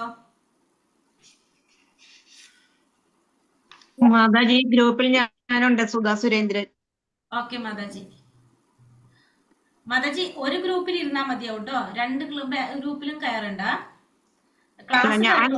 ഗ്രൂപ്പിന്റെ ക്ലാസ്സിലാണ് കയറുന്നത്. എങ്ങനെ? 6:30. ഓക്കെ. അപ്പൊ മറ്റേ ഗ്രൂപ്പിൽ നിന്ന് എക്സിറ്റ് ആയിക്കോളൂ. ടെട്രയുടെ ഗ്രൂപ്പിൽ നിന്ന് എക്സിറ്റ് ആയിക്കോളൂ. കേറണമെങ്കിൽ കുഴപ്പമില്ല, പക്ഷെ ഗ്രൂപ്പിൽ ഇരിക്കണ്ടെന്ന് കേട്ടോ. ഏത് ഗ്രൂപ്പിന്റെ കാര്യമാണ് മാതാജി പറയുന്നത്? ഞാൻ കയറിയിട്ടില്ല. ആദ്യമായിട്ട് സെക്കൻഡ് ലെവലിൽ നിന്നാ വന്നത്. മനസ്സിലായി. മാതാജി ടെട്രയുടെ ബാച്ചിൽ മാതാജി ജോയിൻ ചെയ്തിട്ടുണ്ടല്ലോ. ഇല്ല, ഞാൻ പറഞ്ഞത് 6:30. എനിക്ക് 8:30 കയറാൻ പറ്റില്ല. ഓക്കെ, 2 ഗ്രൂപ്പിലുണ്ട് മാതാജി തോന്നുന്നു. ശരി, സാരല്ല, ഞാൻ മാറ്റിക്കൊണ്ട്, കുഴപ്പമില്ല. 6:30 മാതാജി പറഞ്ഞിരിക്കുന്നത്. ക്ലാസ്സിൽ കയറിക്കോളൂ, കുഴപ്പമില്ല. പക്ഷെ ഗ്രൂപ്പ് ഒരെണ്ണത്തിൽ ഇരുന്നാൽ മതി. ഞാൻ മാറ്റിക്കൊണ്ട്. മാതാജി, ഇത് ഏത് ബുക്കാണ്? ഇത് ഉപദേശാമൃതം. ഇന്ന് ക്ലാസ് ഏത് ബുക്കാണ്? ഉപദേശാമൃതം. എന്റെ കയ്യിലില്ല ബുക്ക്. അപ്പൊ ഞാൻ ബുക്കിന് എഴുതിയിട്ടുണ്ടല്ലോ, ടെസ്റ്റ് ചെയ്തിട്ടുണ്ട്. അപ്പൊ ഈ ബുക്ക് വരുവോ? ഇത് വരും. ഇന്നലെ മിഞ്ഞാന്ന് കണ്ടല്ലോ മാതാജി ചെയ്തത്. ഇന്നലെ ഞാനിപ്പോ ഇന്നലെ അല്ല, മിനിഞ്ഞാന്നോ? 3-4 ദിവസമായി. മെനിഞ്ഞാന്ന്. അതെ. ഹരേ കൃഷ്ണ. അപ്പോ നമ്മളിപ്പോ രണ്ടാമത്തെ സംശയം ഉണ്ട് ആർക്കെങ്കിലും? മാതാജി, തടസ്സ ശക്തിയെ കുറിച്ചിട്ട് 3 ശക്തികൾ പറഞ്ഞില്ലായിരുന്നോ? അന്തരംഗ ശക്തി, ബഹിരംഗ ശക്തി, ജീവാത്മാക്കളെയാണ് നമ്മളാണ് തടസ്സ ശക്തി എന്ന് പറയുന്നത്. അവരെന്തൊക്കെയായിരിക്കാം? അതിന്റെ ഫങ്ഷൻസ് എന്തൊക്കെയായിരിക്കാം? ജീവാത്മാക്കളാണ് തടസ്സ ശക്തി. ഓക്കെ, ജീവാത്മാക്കളെയാണ് തടസ്സ ശക്തി എന്ന് പറയുന്നത്. ഭഗവാനിൽ ഉള്ള ശക്തിയല്ലേ അത്? നമ്മള് ജീവാത്മാക്കൾ വെച്ചാൽ നമ്മളല്ലേ, നമ്മളെയാണ് ഭഗവാന്റെ തടസ്സ ശക്തി എന്ന് പറയുന്നത്. മറ്റേ 3 തരം ശക്തി എന്ന് പറയുന്നത്, ഒന്ന് ബഹിരംഗ ശക്തി ഭഗവാന്റെ, അതായത് ദുർഗാദേവി. രണ്ടാമത്തേത് അന്തരംഗ ശക്തി, ഭഗവാന്റെ തന്നെ ഹ്ലാദിനി ശക്തിയായിട്ടുള്ള രാധാറാണി. മൂന്നാമത്തെ ശക്തി എന്ന് പറയുന്നത് ഭഗവാന്റെ ജീവാത്മാക്കളായിട്ടുള്ള അംശമായിട്ടുള്ള നമ്മൾ. തടസ്സ ശക്തി എന്ന് പറയുന്നത് ജീവാത്മാക്കളെയാണ് പറയുന്നത്. അതിനെ തടസ്സ ശക്തി. ഈ തടസ്സ ശക്തി എന്ന് പേര് വരാൻ കാരണം എന്തായിരിക്കും? അങ്ങനെ ചോദിച്ചാൽ എനിക്ക് പറയാൻ അറിയില്ല. തടസ്സ ശക്തി എന്ന് പേര് വരാൻ എന്താ കാരണം? അത് തടസ്സത്തിൽ, തടസ്സം എന്നുള്ള മീനിങ് ആയിരിക്കും. തടസ്സത്തിൽ രണ്ടിന്റെ സെന്ററിൽ വരുന്നത് അങ്ങനെ എന്തെങ്കിലും ആകാം. പക്ഷെ ഇപ്പൊ ബഹിരംഗ ശക്തി എന്തുകൊണ്ട് പറയുന്നു ജീവാത്മ, അങ്ങനെ പറഞ്ഞ പോലെ. ഞാൻ എന്താണെന്നറിയോ മാതാജി ചോദിച്ചത്, ഇപ്പൊ നമുക്കൊരു ക്രിട്ടിക് മൈൻഡ് നമ്മുടെ സൈക്കോളജി പറയുന്നുണ്ടല്ലോ, അപ്പൊ അതുമായിട്ട് വല്ല ബന്ധമാണോ? അറിയില്ല പ്രഭു, അങ്ങനെ കണക്ട് ചെയ്തിട്ട് എനിക്ക് അറിയില്ല പറയാനായിട്ട്. കാരണം നമുക്ക് വിവേകം ഫിൽട്ടർ ചെയ്തെടുക്കാൻ വേണ്ടിയിട്ട് ഉള്ള ഇതാണോ? ശരി, സോറി മാതാജി. ഹരേ കൃഷ്ണ പ്രഭുജി, പ്രണാമം. അപ്പൊ നമ്മള് രണ്ടാമത്തെ സംശയങ്ങളൊന്നും ഇല്ലെങ്കിൽ നമുക്ക് മൂന്നാമത്തേക്ക് പോകാം. മൂന്നാമത്തെ ശ്ലോകം. ഇത് നമ്മള് ഭക്തിയെ നശിപ്പിക്കുന്ന 6 കാര്യങ്ങളാണ് നമ്മൾ കണ്ടത് അല്ലെ. ഇനി അടുത്തത് ഭക്തിയെ പ്രോത്സാഹിപ്പിക്കുന്ന 6 കാര്യങ്ങളാണ് മൂന്നാമത്തെ ഉപദേശത്തിൽ പറയുന്നത്. മൂന്നാമത്തത്, ഇപ്പൊ രണ്ടാമത്തെ നമ്മൾ പറഞ്ഞു എന്താണ്? അത്യാഹാര പ്രയാസശ്ച പ്രജൽപ നിയമാഗ്രഹ ജനസംഘശ്ച ലൗല്യം ച ഷഡ്ഭിർ ഭക്തി വിനശ്യതി അല്ലെ. അപ്പൊ അത്യാഹാരം, പ്രയാസം അതായത് അമിതമായ അധ്വാനം, പ്രജൽപ്പം അനാവശ്യ സംസാരം, നിയമാഗ്രഹ യമനിയമങ്ങളില് ആസക്തി, പിന്നെന്താണ്? ജനസംഘം ഭൗതിക ജനങ്ങളുമായിട്ടുള്ള കൂട്ടുകെട്ട്, ലൗല്യം തീവ്രമായ ആഗ്രഹങ്ങൾ. ഈ 6 കാര്യങ്ങൾ ഭക്തിയെ നശിപ്പിക്കുന്നതായിട്ട് നമ്മൾ കണ്ടു. ഇനി ഭക്തിയെ പ്രോത്സാഹിപ്പിക്കുന്ന 6 കാര്യങ്ങളാണ് പറയുന്നത്. ഉത്സാഹ നിശ്ചയ ധൈര്യാത് തത്തത് കർമ്മ പ്രവർത്തനാത് സംഗത്യാഗ സതോവൃത്തെ ഷഡ്ഭിർ ഭക്തി പ്രസിദ്ധ്യതി. എന്താ പറയുന്നത്? ഫസ്റ്റത്തെ പറയുന്നത് ഉത്സാഹം, നിശ്ചയം, ധൈര്യം. 3 കാര്യങ്ങൾ ഫസ്റ്റത്തിൽ പറയുന്നത്. ഉത്സാഹം, നിശ്ചയം, ധൈര്യം. 3 കാര്യങ്ങൾ ഭക്തിയെ പ്രോത്സാഹിപ്പിക്കുന്ന, ഭക്തിയെ മുന്നോട്ട് നയിക്കുന്ന 3 കാര്യങ്ങള്. ഉത്സാഹം, നിശ്ചയം, ധൈര്യം. ഫസ്റ്റ് നമ്മൾ ഉത്സാഹിയായിട്ടിരിക്കണം. എന്ത് ചെയ്യാനും നമുക്ക് എന്തുണ്ടാകണം? ഉത്സാഹം ഉണ്ടാകണം. പിന്നെ നിശ്ചയം. നിശ്ചയം എന്ന് വെച്ചാൽ വിശ്വാസം ഉണ്ടായിരിക്കണം. ഭഗവാനില് വിശ്വാസം ഉണ്ടായിരിക്കണം. ധൈര്യം. ധൈര്യം എന്ന് പറയുന്നത് ക്ഷമ ഉണ്ടായിരിക്കണം. നമ്മൾ ക്ഷമയോടെ നമ്മൾ ഇരിക്കാനായിട്ട് പഠിക്കണം. അപ്പൊ ഓരോന്നും നമുക്ക് എന്ത് വേണം? ക്ഷമയോടെ നമ്മൾ കാത്തിരിക്കണം എന്തിനും. അപ്പൊ അത് ഫസ്റ്റത്തെ വരിയിൽ പറയുന്നത് ഉത്സാഹം, നിശ്ചയം, ധൈര്യ. 3 കാര്യങ്ങൾ പറഞ്ഞു. ഒന്ന് ഉത്സാഹിയായിരിക്കണം. പിന്നെ രണ്ടാമത്തത് വിശ്വാസം ഉണ്ടായിരിക്കണം. നിശ്ചയം, വിശ്വാസം. പിന്നെ ധൈര്യം. ധൈര്യം എന്ന് വെച്ചാൽ ക്ഷമ. അപ്പൊ 3 കാര്യങ്ങൾ: ഉത്സാഹ, നിശ്ചയ, ധൈര്യ. തത്തത് കർമ്മ പ്രവർത്തനാത്. തത്തത് കർമ്മ പ്രവർത്തനാത് എന്ന് പറഞ്ഞാല് നമുക്ക് എന്ത് ചെയ്യണം? ഭക്തിയുടെ സേവനത്തിന് അനുകൂലമായ പ്രവർത്തികൾ ചെയ്തുകൊണ്ടിരിക്കുക. അതാണ് പറയുന്നത് തത്തത് കർമ്മ പ്രവർത്തനാത്. ഭക്തിയുടെ സേവനത്തിന് അനുകൂലമായ പ്രവർത്തനങ്ങൾ ചെയ്തുകൊണ്ടിരിക്കുന്നത്. പിന്നെ അതാണ് പറഞ്ഞത് സംഘത്യാഗ സതോവൃത്തെ. സംഘത്യാഗം എന്ന് പറഞ്ഞാല് നമ്മൾ എന്ത് ചെയ്യണം? സംഘം ത്യജിക്കണം. എങ്ങനത്തെ സംഘം ത്യജിക്കണം? നമ്മള് അഭക്തന്മാരുമായിട്ടുള്ള സംഘം നമ്മൾ ത്യജിക്കുക, ഒഴിവാക്കുക. സതോവൃത്തെ, പൂർവ്വ ആചാര്യന്മാരുടെ കാലടിപ്പാടുകൾ പിന്തുടരുക. ഇതൊക്കെയാണ് നമ്മുടെ ഭക്തിയെ നശിപ്പിക്കുന്ന 6 കാര്യങ്ങൾ. ഹരേ കൃഷ്ണ. അപ്പൊ ഇതൊക്കെയാണ് നമ്മൾ പറഞ്ഞത് ഈ ശ്ലോകം. അപ്പൊ മൂന്നാമത്തെ ഉപദേശം പറയുന്നത് ഉത്സാഹ, നിശ്ചയ, ധൈര്യ, തത്തത് കർമ്മ പ്രവർത്തന, സംഘത്യാഗ സതോവൃത്തെ ഷഡ്ഭിർ ഭക്തി പ്രസിദ്ധ്യതി. അതാണ് മൂന്നാമത്തെ ഉപദേശത്തില് പറയുന്നത്. നോക്കാം, നമുക്ക് ശ്ലോകത്തിലേക്ക് പോകാം. ഉത്സാഹ, നിശ്ചയ, ധൈര്യ, തത്തത് കർമ്മ പ്രവർത്തന, സംഘത്യാഗ സതോവൃത്തെ ഷഡ്ഭിർ ഭക്തി പ്രസിദ്ധ്യതി. ഉത്സാഹ, നിശ്ചയ, ധൈര്യ, തത്തത് കർമ്മ പ്രവർത്തനാത് സംഗത്യാഗ സതോ വൃത്തെ ഷഡ്ഭിർ ഭക്തി പ്രസിദ്ധ്യതി. ചൊല്ലിക്കൊള്ളുന്നു.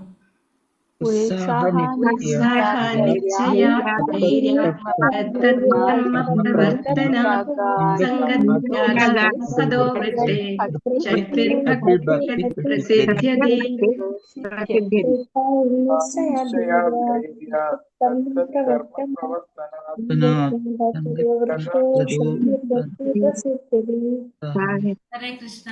ഇവിടെ എന്താ പറഞ്ഞത്? ഒന്ന് നമ്മൾ പറഞ്ഞത് ഉത്സാഹം, ഉത്സാഹിയായിട്ടിരിക്കണം, ഉത്സാഹം ഉണ്ടായിരിക്കണം. നിശ്ചയം, നിശ്ചയം എന്ന് വെച്ചാൽ നമ്മൾ എന്താ പറഞ്ഞത്?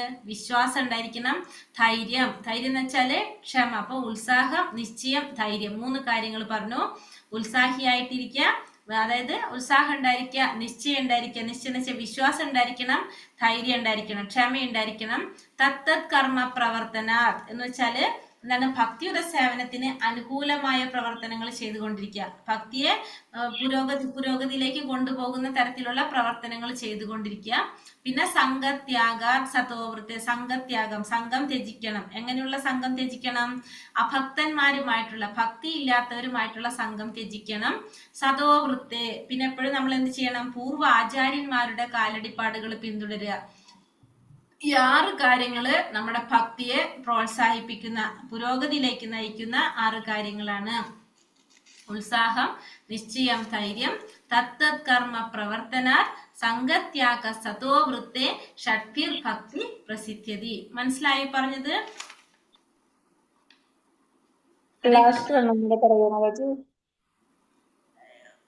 ഉത്സാഹം, നിശ്ചയം, ധൈര്യം. ആദ്യത്തെ വരിയില് ഉത്സാഹിയായിട്ടിരിക്കുക. പിന്നെ അതുപോലെ തന്നെ നിശ്ചയം എന്ന് പറഞ്ഞാൽ എന്താണ്? വിശ്വാസം ഉണ്ടാവുക, ഭഗവാനിൽ വിശ്വാസം ഉണ്ടാവുക. ധൈര്യം, ധൈര്യം എന്ന് വെച്ചാല് ക്ഷമ ഉണ്ടാകും. നമ്മൾ ക്ഷമയോടെ കാത്തിരിക്കണം. എപ്പോഴും നമ്മൾ ഇതിലെന്താ നമുക്ക് ആവശ്യം? ക്ഷമയാണ് നമുക്ക് ആവശ്യം. പിന്നെ തത്തത് കർമ്മ പ്രവർത്തന എന്ന് പറഞ്ഞു കഴിഞ്ഞാല് നമ്മൾ എന്താ പറഞ്ഞ? ഭക്തിയുടെ സേവനത്തിന് അനുകൂലമായ പ്രവർത്തനങ്ങൾ ചെയ്തുകൊണ്ടിരിക്കുക. ഭക്തിയുടെ സേവനത്തിന് ഭക്തിക്ക് പുരോഗതി ഉണ്ടാകുന്ന, ഭക്തിക്ക് മുന്നിലേക്ക് പോകാൻ സാധിക്കുന്ന വിധത്തിലുള്ള പ്രവർത്തനങ്ങൾ ചെയ്തുകൊണ്ടിരിക്കുക. പിന്നെ അടുത്തത് സംഘത്യാഗം, സംഘം ത്യജിക്കുക. എങ്ങനെയുള്ള സംഘം ത്യജിക്കണം? നമ്മള് ഭക്തി ഇല്ലാത്തവരുമായിട്ടുള്ള സംഘം ത്യജിക്കണം. അഭക്തന്മാരുമായിട്ടുള്ള കൂട്ടുകെട്ട് ഒഴിവാക്കാം. നമ്മൾ 2ാമത്തെ ഉപദേശത്തിലും കണ്ടു അല്ലെ? ഭക്തിയെ നശിപ്പിക്കുന്നതായിട്ട് പറഞ്ഞത് അഭക്തന്മാരുമായിട്ടുള്ള കൂട്ടുകെട്ട്, ഭൗതിക ജനങ്ങളുമായിട്ടുള്ള കൂട്ടുകെട്ട് പറഞ്ഞു. ഇവിടെ 3ാമത്തിലും പറയുന്നത് എന്താണ്? സംഘത്യാഗ, സംഘം ത്യജിക്കണം. എങ്ങനെയുള്ളവരായിട്ട്? അഭക്തന്മാരുമായിട്ടുള്ള സംഘം ത്യജിക്കണം. സതോവൃത്തെ, സതോവൃത്തെ എന്ന് വെച്ചാല് പൂർവ്വ ആചാര്യന്മാരുടെ കാലടിപ്പാടുകള് പിന്തുടരുക. പൂർവ്വ ആചാര്യന്മാരുടെ കാലടിപ്പാടുകള് പിന്തുടരുക. ഈ 6 കാര്യങ്ങള് ഭക്തിയെ പ്രോത്സാഹിപ്പിക്കുന്നതാണ്. ക്ലിയർ ആയോ? ഹരേ കൃഷ്ണ മാതാജി. ഇനി എന്താ പറഞ്ഞ? അവിടെ ഭക്തിയുടെ സേവനം പ്രാവർത്തികമാക്കുന്നതിനെ സഹായിക്കുന്ന 6 തത്വങ്ങളുണ്ട്. ഒന്ന്, ഉത്സാഹിയായിരിക്കുക, വിശ്വാസത്തോടെ പ്രയത്നിക്കുക, ക്ഷമയോടെ ഇരിക്കുക,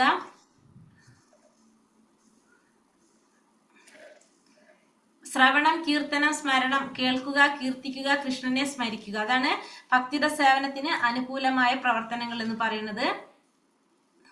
നിയാമക തത്വങ്ങൾ അനുസരിച്ച് പ്രവർത്തിക്കുക, ഭക്തന്മാരല്ലാത്ത ജനങ്ങളുമായുള്ള സഹവാസം ഒഴിവാക്കുക, ഉപേക്ഷിക്കുക, പൂർവ്വ ആചാര്യന്മാരുടെ കാലടികൾ പിന്തുടരുക. വിശുദ്ധമായ ഭക്തിയുടെ സേവനത്തിന് പൂർണ്ണമായും വിജയം ഉറപ്പുവരുത്തുന്ന 6 സംഗതികളാണ് ഇതെല്ലാം. അപ്പോൾ ഇവിടെ ഏതൊക്കെയാ പറഞ്ഞത്? ഒന്ന്, ഉത്സാഹിയായിട്ടിരിക്കുക, വിശ്വാസത്തോടെ ഇരിക്കുക, ക്ഷമയോടെ ഇരിക്കുക.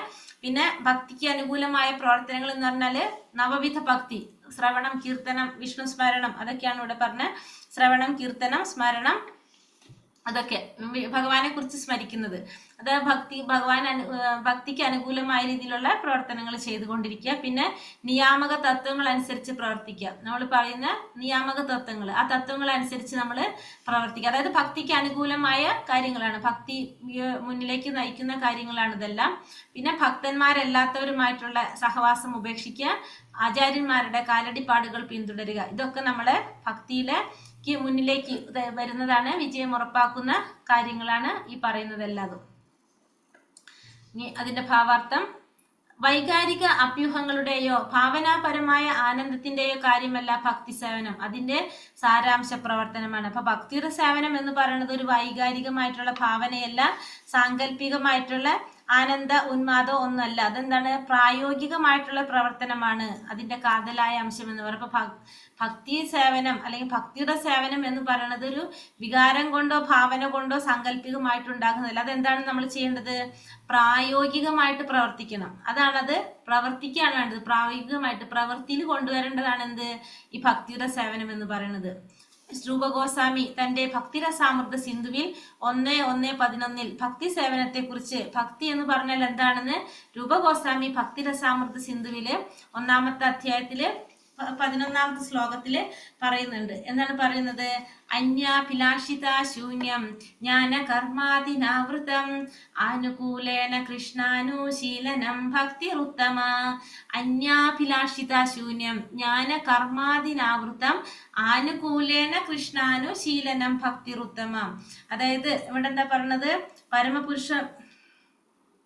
പുരുഷനായ ശ്രീകൃഷ്ണ ഭഗവാനിലുള്ള കൃഷ്ണനിലുള്ള അകളങ്കമായ ഉത്തമ ഭക്തി എന്നത് ഭഗവാന് പ്രീതി ഉളവാക്കുന്ന മട്ടിൽ ചെയ്യുന്ന ഭക്തിയുടെ സേവനമാണ്. ഈ സേവനം ബാഹ്യമായ ഏതെങ്കിലും ഉദ്ദേശം വെച്ചുകൊണ്ടാവരുത്. അതിൽ കാമ്യകർമ്മത്തിനോ അമൂർത്തമായ ജ്ഞാനത്തിനോ മറ്റ് സ്വാർത്ഥാഭിലാഷങ്ങൾക്കോ അവകാശമില്ല. അപ്പോൾ ഇവിടെ എങ്ങനെയായിരിക്കണം? അന്യാഭിലാഷിത ശൂന്യം. വേറെ യാതൊരു അഭിലാഷങ്ങളും ഇല്ലാതെ, ജ്ഞാനോ കർമ്മോ ഇതിനൊന്നും ബന്ധമില്ലാതെ, ജ്ഞാനത്തിനും കാമ്യകർമ്മങ്ങൾക്കോ അതിനൊന്നും അവിടെ എന്തില്ല? സ്ഥാനമില്ല. ആനുകൂലേന കൃഷ്ണാനുശീലന, അതായത് കൃഷ്ണൻ അനുകൂലമായ രീതിയിൽ ചെയ്യുക. അതാണ് എന്ത്? ഏറ്റവും ഉത്തമമായ ഭക്തി എന്ന് പറയുന്നത്. ശീലനം ഭക്തിരുത്തമ. ഏറ്റവും ഉത്തമമായ ഭക്തി എന്ന് പറയുന്നത് യാതൊരുവിധ അഭിലാഷങ്ങളും ഇല്ലാതെ, ജ്ഞാനത്തിനോ കർമ്മത്തിനോ ഒന്നും അവിടെ സ്ഥാനമില്ല. അതൊന്നും ഇല്ലാതെ കൃഷ്ണൻ അനുകൂലമായ രീതിയിൽ ഭക്തി ചെയ്യുക. അതാണ് ഭക്തിയിൽ ഏറ്റവും ഉത്തമമായ ഭക്തി എന്ന് പറയുന്നതാണ്. ഭക്തിരസാമൃത സിന്ധു നമുക്ക് പഠിക്കാനുള്ളതാണിത്, 3-ാമത്തെ ബുക്ക്. അന്യാഭിലാഷിത ശൂന്യം ജ്ഞാന കർമാതിനാവൃതം ആനുകൂലേന കൃഷ്ണാനുശീലനം ഭക്തിരുത്തമ.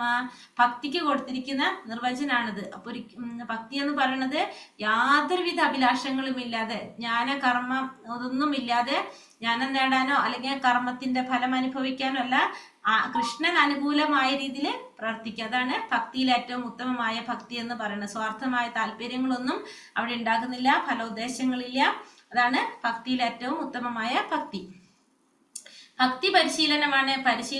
ഭക്തി പരിശീലനമാണ്. പരിശീലനം എന്നാൽ അതിൽ പ്രവർത്തനമുണ്ടെന്നർത്ഥം. കപടയോഗികളെ പോലെ അലസമായി ധ്യാനത്തിൽ ഇരിക്കുന്നതല്ലാതെ. ഭക്തി എന്ന് പറയുന്നത് എന്താണ്? നമ്മൾ പറഞ്ഞില്ല, പ്രായോഗികമായിട്ട് പ്രവർത്തിക്കേണ്ടതാണ്. അവിടെ എന്തുണ്ട്? പ്രവർത്തനം അതിൽ വരുന്നുണ്ട്. പ്രവർത്തനം അതിലുണ്ട്. അല്ലാതെ അലസമായിട്ട് ധ്യാനത്തിൽ ഇരിക്കുന്നതല്ല എന്ത്? ഭക്തി എന്ന് പറയുന്നത്. നമ്മൾ എന്ത് ചെയ്യണം? പ്രവർത്തിച്ചു കൊണ്ടിരിക്കുന്നതാണ് ഭക്തി. 9 വിധത്തില് ഭക്തിയുടെ സേവനത്തെ 9 തരത്തിൽ പറയുന്നുണ്ട്. നമുക്കറിയാം, അത് നമ്മൾ പഠിച്ചിട്ടുള്ളതാണ്. ഏതൊക്കെയാണത്? ശ്രവണം, കീർത്തനം, വിഷ്ണു സ്മരണം, പാദസേവനം, അർച്ചനം, വന്ദനം, ദാസ്യം, സഖ്യം, ആത്മനിവേദനം. ഫസ്റ്റത്തെ ശ്രവണം, പരമപുരുഷനായ ഭഗവാന്റെ നാമവും ദിവ്യാപദാനങ്ങളും കേൾക്കുക. അതാണ് ഫസ്റ്റത്തെ ശ്രവണം. പിന്നെ കീർത്തനം, ഭഗവാന്റെ അപദാനങ്ങളെ കീർത്തിക്കുക. 3-ാമത്തത് സ്മരണം, ഭഗവാനെ സ്മരിക്കുക, ഭഗവാന്റെ പാതാരവിന്ദങ്ങളെ സേവിക്കുക, ഭഗവാനെ അർച്ചന ചെയ്യുക, പൂജിക്കുക, ഭഗവാനെ നമസ്കരിക്കുക. വന്ദനം, പിന്നെ ദാസ്യം, ഭഗവാനെ ദാസ്യം അനുഷ്ഠിക്കുക. പിന്നെ സഖ്യം, ഭഗവാനുമായിട്ട് മൈത്രിയിൽ ഏർപ്പെടുക. പിന്നെ ആത്മനിവേദനം, ഭഗവാന് പൂർണ്ണമായിട്ടും തന്നെ സമർപ്പിക്കുക. അതാണ് ആത്മനിവേദനം. അതാണ് നവവിധ ഭക്തി എന്ന് പറയുന്നത്. ശ്രവണം, കീർത്തനം, വിഷ്ണു സ്മരണം, പാദസേവനം, അർച്ചനം, വന്ദനം, ദാസ്യം, സഖ്യം, ആത്മനിവേദനം. ഇതാണ് നവവിധ ഭക്തി എന്ന് പറയുന്നത്. ശ്രവണം, കീർത്തനം, വിഷ്ണു സ്മരണം, പാദസേവനം, അർച്ചനം, വന്ദനം, ദാസ്യം, സാഖ്യം, ആത്മനിവേദനം.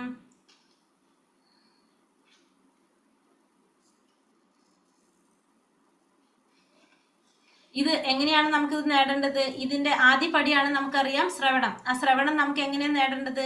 ഭഗവത്ഗീതയിൽ പറയുന്നുണ്ട്, ഒരു ഗുരുവിനെ സമീപിച്ച് ആ ഗുരുവിൽ നിന്നായിരിക്കണം നമ്മൾ അത് മനസ്സിലാക്കാനായിട്ട് ശ്രമിക്കേണ്ടത്. ഒരു ആത്മീയ ഗുരുവിനെ സമീപിച്ച് ആ ഗുരുവിൽ നിന്നായിരിക്കണം നമ്മൾ ഈ ഒരു ജ്ഞാനം നേടാനായിട്ട് ശ്രമിക്കേണ്ടത്. സത്യം പഠിക്കാനായിട്ട് ശ്രമിക്കണം. അദ്ദേഹത്തിൽ നിന്ന് വിനയപൂർവ്വം അന്വേഷിക്കുകയും അദ്ദേഹത്തിന് അറിവ് വ്യക്തിക്കായിരിക്കും, അതായത് ആത്മസാക്ഷാത്കാരം നേടിയ സത്യം കണ്ടറിഞ്ഞിരിക്കുന്ന വ്യക്തിക്കായിരിക്കും അറിവ് നൽകാനായിട്ട് സാധിക്കുന്നത്. മുണ്ടകോപനിഷത്തിൽ തത് വിജ്ഞാനാർത്ഥം സ ഗുരും ഏവാദി ഗച്ഛാത്, തത് വിജ്ഞാനാർത്ഥം സ ഗുരും ഏവാപി ഗച്ഛാത് എന്ന് മുണ്ടകോപനിഷത്തിൽ പറയുന്നുണ്ട്. അതായത് എന്താ പറയണത്, ആ ദിവ്യമായ അതീന്ദ്രിയ ശാസ്ത്രം മനസ്സിലാക്കുവാൻ ഒരു യഥാർത്ഥ ആത്മീയ ഗുരുവിനെ സമീപിക്കണം. അപ്പൊ നമുക്ക് ആ ദിവ്യമായിട്ടുള്ള ആ ശാസ്ത്രം മനസ്സിലാക്കണമെങ്കിൽ നമ്മൾ എന്ത് വേണം, ഒരു യഥാർത്ഥത്തിലുള്ള ഒരു ഗുരുവിനെ നമ്മൾ സമീപിക്കേണ്ടത് അത്യാവശ്യമാണ്. ഭഗവത് സന്നിധിയിലേക്ക് മടങ്ങുന്നതിനുള്ള സന്ദർഭം ഉത്സാഹപൂർവ്വം ഏവരും സ്വീകരിക്കേണ്ടതാണ്. ഉത്സാഹമില്ലാതെ വിജയിക്കാൻ സാധ്യമല്ല. അപ്പൊ നമുക്ക് എന്താണ് അത്യാവശ്യമാണ്, ഭഗവത് സന്നിധിയിലേക്ക് മടങ്ങുന്നതിനുള്ള സന്ദർഭം ഉത്സാഹപൂർവ്വം നമ്മൾ സ്വീകരിക്കേണ്ടതാണ്. ഭഗവത് സന്നിധിയിലേക്ക് മടങ്ങുന്നതിനുള്ള സന്ദർഭം ഉത്സാഹപൂർവ്വം എവരും സ്വീകരിക്കേണ്ടതാണ്. ഉത്സാഹമില്ലാതെ നമുക്ക് എന്ത് സാധിക്കില്ല, വിജയിക്കാനായിട്ട് സാധിക്കില്ല. കാരണം നമ്മൾ ഭഗവാന്റെ സന്നിധിയിലേക്ക് പോകുക എന്ന് പറഞ്ഞാൽ നമ്മൾ എന്താണ്, നമ്മുടെ സ്വന്തം ഭവനത്തിലേക്ക് നമ്മൾ തിരിച്ചു പോകാണ്. അപ്പൊ അതുകൊണ്ട് നമ്മൾ അത് ഉത്സാഹപൂർവ്വം നമ്മൾ അതിനെ സ്വീകരിക്കണം. കൃഷ്ണനിൽ നിന്ന് വേറിട്ട് നിൽക്കുന്ന ഒന്നും തന്നെ ഈ പ്രപഞ്ചത്തിലില്ല എന്ന് ഭഗവത്ഗീത 9:4 പറയുന്നുണ്ട്. ഭഗവാൻ പറയുന്നുണ്ടല്ലോ 9:4 എന്താ പറയുന്നത്, മയാ തദമിതം സർവം ജഗദവ്യക്ത മൂർത്തിന മസ്സാനി സർവഭൂതാനി നാചാഹം തേഷവസ്ഥിതഃ. ഭഗവത്ഗീത 9-ാം അധ്യായത്തില് 4-ാമത്തെ ശ്ലോകത്തിൽ പറയുന്നതാണ്, എന്റെ അവ്യക്തമായ രൂപത്തിൽ ഞാൻ ഈ പ്രപഞ്ചം മുഴുവൻ വ്യാപിച്ചിരിക്കുന്നു. എല്ലാതും ഭഗവാനിലാണ് സ്ഥിതി ചെയ്യുന്നത്, എന്നാൽ ഭഗവാൻ അവയിലല്ല സ്ഥിതി ചെയ്യുന്നതെന്ന് ഭഗവാൻ 9-ാം അധ്യായത്തില് 4-ാമത്തെ ശ്ലോകത്തില് പറയുന്നുണ്ട്. എല്ലാം ഭഗവാനിലാണ് നിലനിൽക്കുന്നത്, ഭഗവാൻ അവയിലല്ല സ്ഥിതി നൽകുന്നത്. ഈ പ്രപഞ്ചം മുഴുവൻ അവ്യക്തമായ രൂപത്തില് പ്രപഞ്ചം മുഴുവൻ ഭഗവാൻ വ്യാപിച്ചിരിക്കുന്നതാണ്. ഒരു യഥാർത്ഥ ഭക്തൻ അറിയാം, ഓരോ വസ്തുവും കൃഷ്ണനിൽ നിന്നും സ്വതന്ത്രമല്ല എന്നും തന്മൂലം എല്ലാം കൃഷ്ണ സേവനത്തിൽ ബന്ധപ്പെട്ടിരിക്കുന്നുവെന്നും. ഒരു യഥാർത്ഥ ഭക്തനായിട്ടുള്ള ഒരു ശുദ്ധ ഭക്തൻ എന്തറിയാൻ സാധിക്കും, എല്ലാ വസ്തുവും ഭഗവാനുമായിട്ട് ബന്ധപ്പെട്ടിരിക്കുന്നതാണ്. ഒന്നും ഭഗവാനിൽ നിന്ന് സ്വതന്ത്രമായിട്ട് ഒന്നും തന്നെ ഇല്ല, എല്ലാം ഭഗവാനുമായിട്ട് ബന്ധപ്പെട്ടിരിക്കുന്നതാണ്. അതുകൊണ്ട് തന്നെ എല്ലാം കൃഷ്ണന്റെ സേവനത്തിലുമായിട്ട് ബന്ധപ്പെട്ടിരിക്കുന്നതാണെന്ന് ആർക്കറിയാൻ സാധിക്കും, ഒരു ശുദ്ധ ഭക്തന് അല്ലെങ്കിൽ ഒരു മഹാത്മാവിന് അല്ലെങ്കിൽ യഥാർത്ഥ ഭക്തൻ അറിയാനായിട്ട് സാധിക്കും. കൃഷ്ണാവബോധത്തോടു കൂടി ബുദ്ധിപൂർവ്വം നടത്തുന്ന പ്രയത്നത്തെയാണ് ഉത്സാഹം എന്ന് പറയുന്നത്. എല്ലാം ഭഗവത് സേവനത്തിന് വേണ്ടി പ്രയോജനപ്പെടുത്തക്കവണ്ണം മാർഗങ്ങൾ ശരിപ്പെടുത്താൻ ഭക്തന്മാർക്കറിയാം. അപ്പോൾ ഉത്സാഹം എന്ന് പറഞ്ഞത് എന്താണ്, കൃഷ്ണാവബോധത്തോടു കൂടി ബുദ്ധിപൂർവ്വം നടത്തുന്ന പ്രയത്നത്തെ നമുക്ക് എന്ത് പറയാം, ഉത്സാഹം എന്ന് പറയാനായിട്ട് സാധിക്കും. അപ്പൊ ഭക്തന്മാരെന്ത് ചെയ്യും, ഭക്തന്മാര് ഭഗവാന്റെ സേവനത്തിന് വേണ്ടിയിട്ട് പ്രയോജനപ്പെടുത്തക്ക വിധത്തില് മാർഗങ്ങളെല്ലാം ശരിയാക്കി എടുക്കാനായിട്ട് ആർക്കറിയാം, ഭക്തന്മാർക്ക് അറിയാനായിട്ട് സാധിക്കും.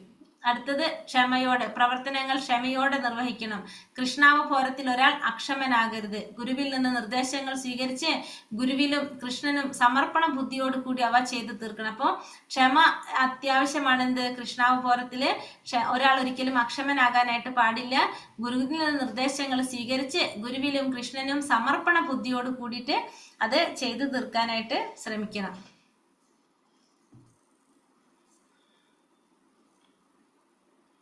ഇവിടെ വെച്ച് നിർത്തട്ടെ.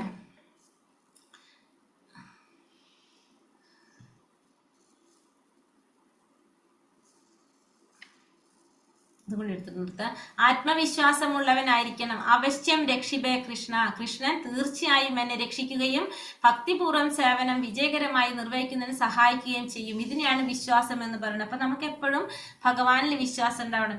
ഏതൊരു സാഹചര്യത്തിലും ഭഗവാൻ നമ്മളെ രക്ഷിക്കും. അവശ്യം രക്ഷിബേ കൃഷ്ണ, നമുക്ക് ആവശ്യമുള്ള സമയത്ത് ഭഗവാൻ നമ്മളെ രക്ഷിക്കും എന്നുള്ളൊരു വിശ്വാസം നമ്മളിൽ ഉണ്ടായിരിക്കണം.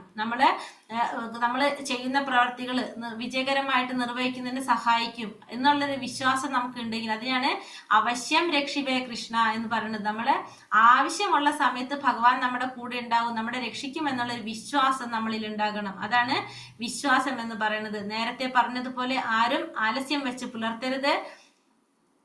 പ്രവർത്തനത്തില് ഉത്സാഹിയായിട്ടിരിക്കേണ്ടതാണ്. കർമ്മ പ്രവർത്തനത്തിൽ നമ്മൾ ഉത്സാഹിയായിട്ടിരിക്കണം. ഇതാണ് തത്തത് കർമ്മ പ്രവർത്തന അതെന്ന് പറയുന്നത്. കൃഷ്ണാവബോധത്തിന്റെ 4 അടിസ്ഥാന നിയന്ത്രണ തത്വങ്ങളുണ്ട്. ഇവിടെ തൊട്ട് 4 എടുക്കാം നമുക്ക്, അല്ലെ? ഇത്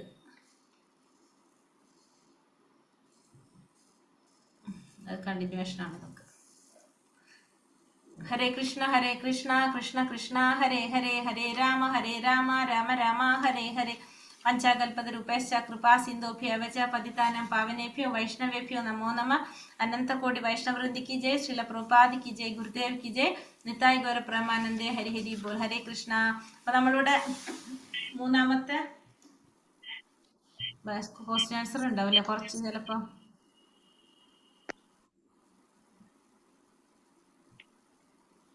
ഭക്തി നേടാനുള്ള 6 കാര്യങ്ങൾ. ഏതൊക്കെയാണ്? ഉത്സാഹം, വിശ്വാസം, ക്ഷമ, ഭക്തിയുടെ സേവനത്തിന് ഗുണമായ പ്രവർത്തനം, അഭക്തന്മാരുമായിട്ടുള്ള സംസർഗത്തെ ഉപേക്ഷിക്കണം, പൂർവാചാര്യന്മാരുടെ കൽപ്പാടുകൾ പിന്തുടരും.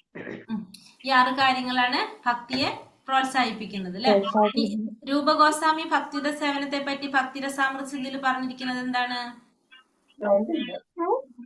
ഉത്തമ ഭക്തി പ്രീതി ഉളവാക്കുന്ന മട്ടിൽ ചെയ്യുന്ന ഭക്തി സേവനമാണ്. ഫലോദ്ദേശമില്ലാതെ ചെയ്യണം. രൂപഗോസ്വാമി ഭക്തിയെ കുറിച്ച് എന്താ പറഞ്ഞിരിക്കുന്നത്? അതാണ് ആ ശ്ലോകം പറഞ്ഞിരിക്കുന്നത്. 1:11 പറഞ്ഞിരിക്കുന്ന ശ്ലോകം. അന്യാഭിലാഷിത ശൂന്യം ജ്ഞാനകർമാതിനാവൃതം ആനുകൂലേന കൃഷ്ണാനു ശീലനം ഭക്തിരുത്തമ എന്ന് പറഞ്ഞിരിക്കുന്നത്. അതായത് എങ്ങനെയായിരിക്കണം? യാതൊരുവിധ അഭിലാഷങ്ങളും ഇല്ലാതെ നമ്മള് എങ്ങനെ ചെയ്യാ? ജ്ഞാനം നേടാനുമല്ല, കർമ്മത്തിന്റെ ഫലം ആഗ്രഹിച്ചുകൊണ്ടല്ല, ഭഗവാൻ അനുകൂലമായ രീതിയിൽ പ്രവർത്തിക്കുക. അതാണ് എന്ത് പറയുന്നത്? ഏറ്റവും ഉത്തമമായ ഭക്തി എന്ന് പറയുന്നത്. അതാണ് രൂപഗോസ്വാമി പറഞ്ഞിരിക്കുന്നത്, ഭക്തിയുടെ സാമൃദ്ധ്യ സിന്ധുവിൽ പറഞ്ഞിരിക്കുന്നത്. നവവിധ ഭക്തി ഏതൊക്കെയാണ്?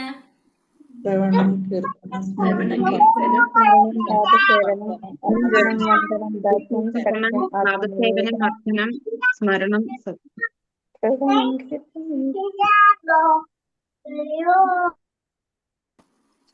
പറഞ്ഞോളൂ.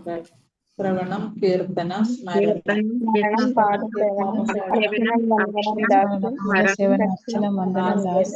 സഖ്യം, ആത്മനിവേദനം. ശ്രവണം, കീർത്തനം, വിഷ്ണു സ്മരണം, പാദസേവനം, അർച്ചനം, വന്ദനം, ദാസ്യം, സാഖ്യം, ആത്മനിവേദനം. അതാണ് നവവിധ ഭക്തി എന്ന് പറയുന്നത്. ഭഗവത്ഗീത 4:34 ശ്രവണത്തെ പറ്റി പറഞ്ഞിരിക്കുന്നത് എന്താണ്? ആത്മീയ ഗുരുവിനെ സമീപിച്ച് സത്യം പഠിക്കുക, ഗുരുവിനായിരിക്കണം സത്യത്തെ കണ്ടെത്താനായിട്ട് ശ്രമിക്കേണ്ടത് അല്ലെ.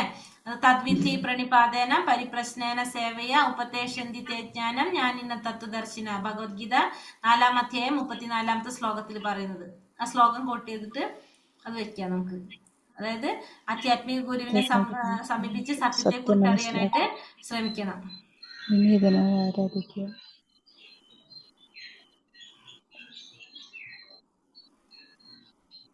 ഭക്തിയോഗം പൂർണ്ണതയിലെത്തണമെങ്കിൽ എങ്ങനെ പ്രവർത്തിക്കണം അത് പറഞ്ഞു നമ്മള്. അതെ അതന്നെ, ഗുരുവിന്റെ നിർദ്ദേശപ്രകാരം പ്രവർത്തിക്കണം അല്ലേ.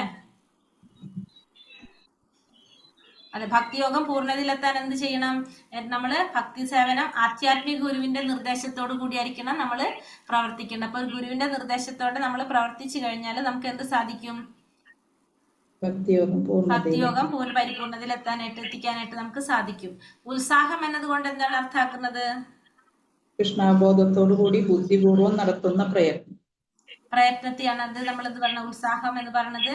കൃഷ്ണാവബോധത്തോടു കൂടി ബുദ്ധിപൂർവ്വം നടത്തുന്ന പ്രയത്നത്തെ ഉത്സാഹം എന്ന് പറയാനായിട്ട് സാധിക്കും.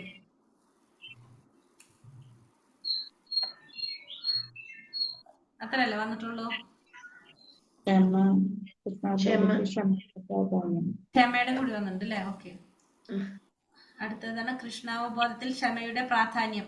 ആവശ്യം അടുത്തും വന്നിട്ടുണ്ടല്ലോ അല്ലെ. ഓക്കെ, കൃഷ്ണാവബോധത്തിൽ ക്ഷമയുടെ പ്രാധാന്യം എന്താണ്? ഗുരുവിൽ നിന്ന് സ്വീകരിച്ചു. അതായത് കൃഷ്ണാവബോധം എങ്ങനെയായിരിക്കണം? ഒരു ഗുരുവിന്റെ നിർദ്ദേശങ്ങൾ സ്വീകരിച്ച് ഗുരുവിലും കൃഷ്ണനിലും സമർപ്പണ ബുദ്ധിയോട് കൂടി നമ്മൾ ചെയ്യണം. കൃഷ്ണാവബോധം വിജയകരമായിട്ട് നമുക്ക് കൊണ്ടുപോകണമെങ്കിൽ നമുക്ക് എന്ത് വേണം? ക്ഷമയും വിശ്വാസം നമുക്ക് അത്യാവശ്യമാണ്. അപ്പൊ ഗുരുവിൽ നിന്ന് നമ്മൾ നിർദ്ദേശങ്ങൾ സ്വീകരിക്കുക. ഭഗവാനിലും ഗുരുവിലും സമർപ്പണ ബുദ്ധിയോട് കൂടിയിട്ടായിരിക്കണം നമ്മളെല്ലാം പ്രവർത്തിക്കേണ്ടത്. അങ്ങനെ നമുക്ക് എന്ത് സാധിക്കും? കൃഷ്ണാവബോധത്തെ വിജയകരമായിട്ട് കൊണ്ടുപോകാനായിട്ട് സാധിക്കും. അപ്പൊ ക്ഷമ നമുക്ക് വളരെ അത്യാവശ്യമാണ്. അവശ്യം രക്ഷിബേ കൃഷ്ണ എന്നത് കൊണ്ട് എന്താണ് അർത്ഥാക്കുന്നത്? കൃഷ്ണൻ തീർച്ചയായും രക്ഷിക്കുമെന്ന വിശ്വാസം. അവശ്യം രക്ഷിപ്പേ കൃഷ്ണൻ അല്ലെ. അതായത് ഭഗവാൻ നമ്മളെ നിശ്ചയമായിട്ടും ഭഗവാൻ രക്ഷിക്കും എന്നുള്ളൊരു വിശ്വാസം. അതാണ് നമുക്ക് വേണ്ട സമയത്ത് ഭഗവാൻ രക്ഷിക്കും എന്നുള്ളൊരു വിശ്വാസം. അതാണ് അവശ്യം രക്ഷിപ്പേ കൃഷ്ണ എന്നതുകൊണ്ട് അർത്ഥമാക്കുന്നത്. തത്ത് കർമ്മ പ്രവർത്തന എന്നതുകൊണ്ട് ശ്രദ്ധയോടെയും ഉത്സാഹത്തോടെയും പ്രവർത്തിക്കുക. തത്ത് കർമ്മ പ്രവർത്തന അതെന്ന് പറഞ്ഞാല് എന്ത് ചെയ്യണം? ഉത്സാഹിയായിട്ടിരിക്കണം. വിഹിത കർമാനുഷ്ഠാനം വീഴ്ച വരുത്താനായിട്ട് പാടില്ല. അതായത് നമ്മള് കർമ്മങ്ങൾ എങ്ങനെ ചെയ്യണം ഭഗവാൻ ഇവിടെ മീനിങ്ങിൽ പറയുന്നുണ്ട്. അനുകൂലമായ പ്രവർത്തനങ്ങൾ ചെയ്യാം. അതെ, തത്ത് കർമ്മ പ്രവർത്തനം വെച്ചാല് ഭക്തിയുടെ സേവനത്തിന് അനുകൂലമായിട്ടുള്ള പ്രവർത്തികൾ ചെയ്യുക. അതാണ് തത്ത് കർമ്മ പ്രവർത്തന അതെന്നതുകൊണ്ട് അർത്ഥാക്കുന്നത്.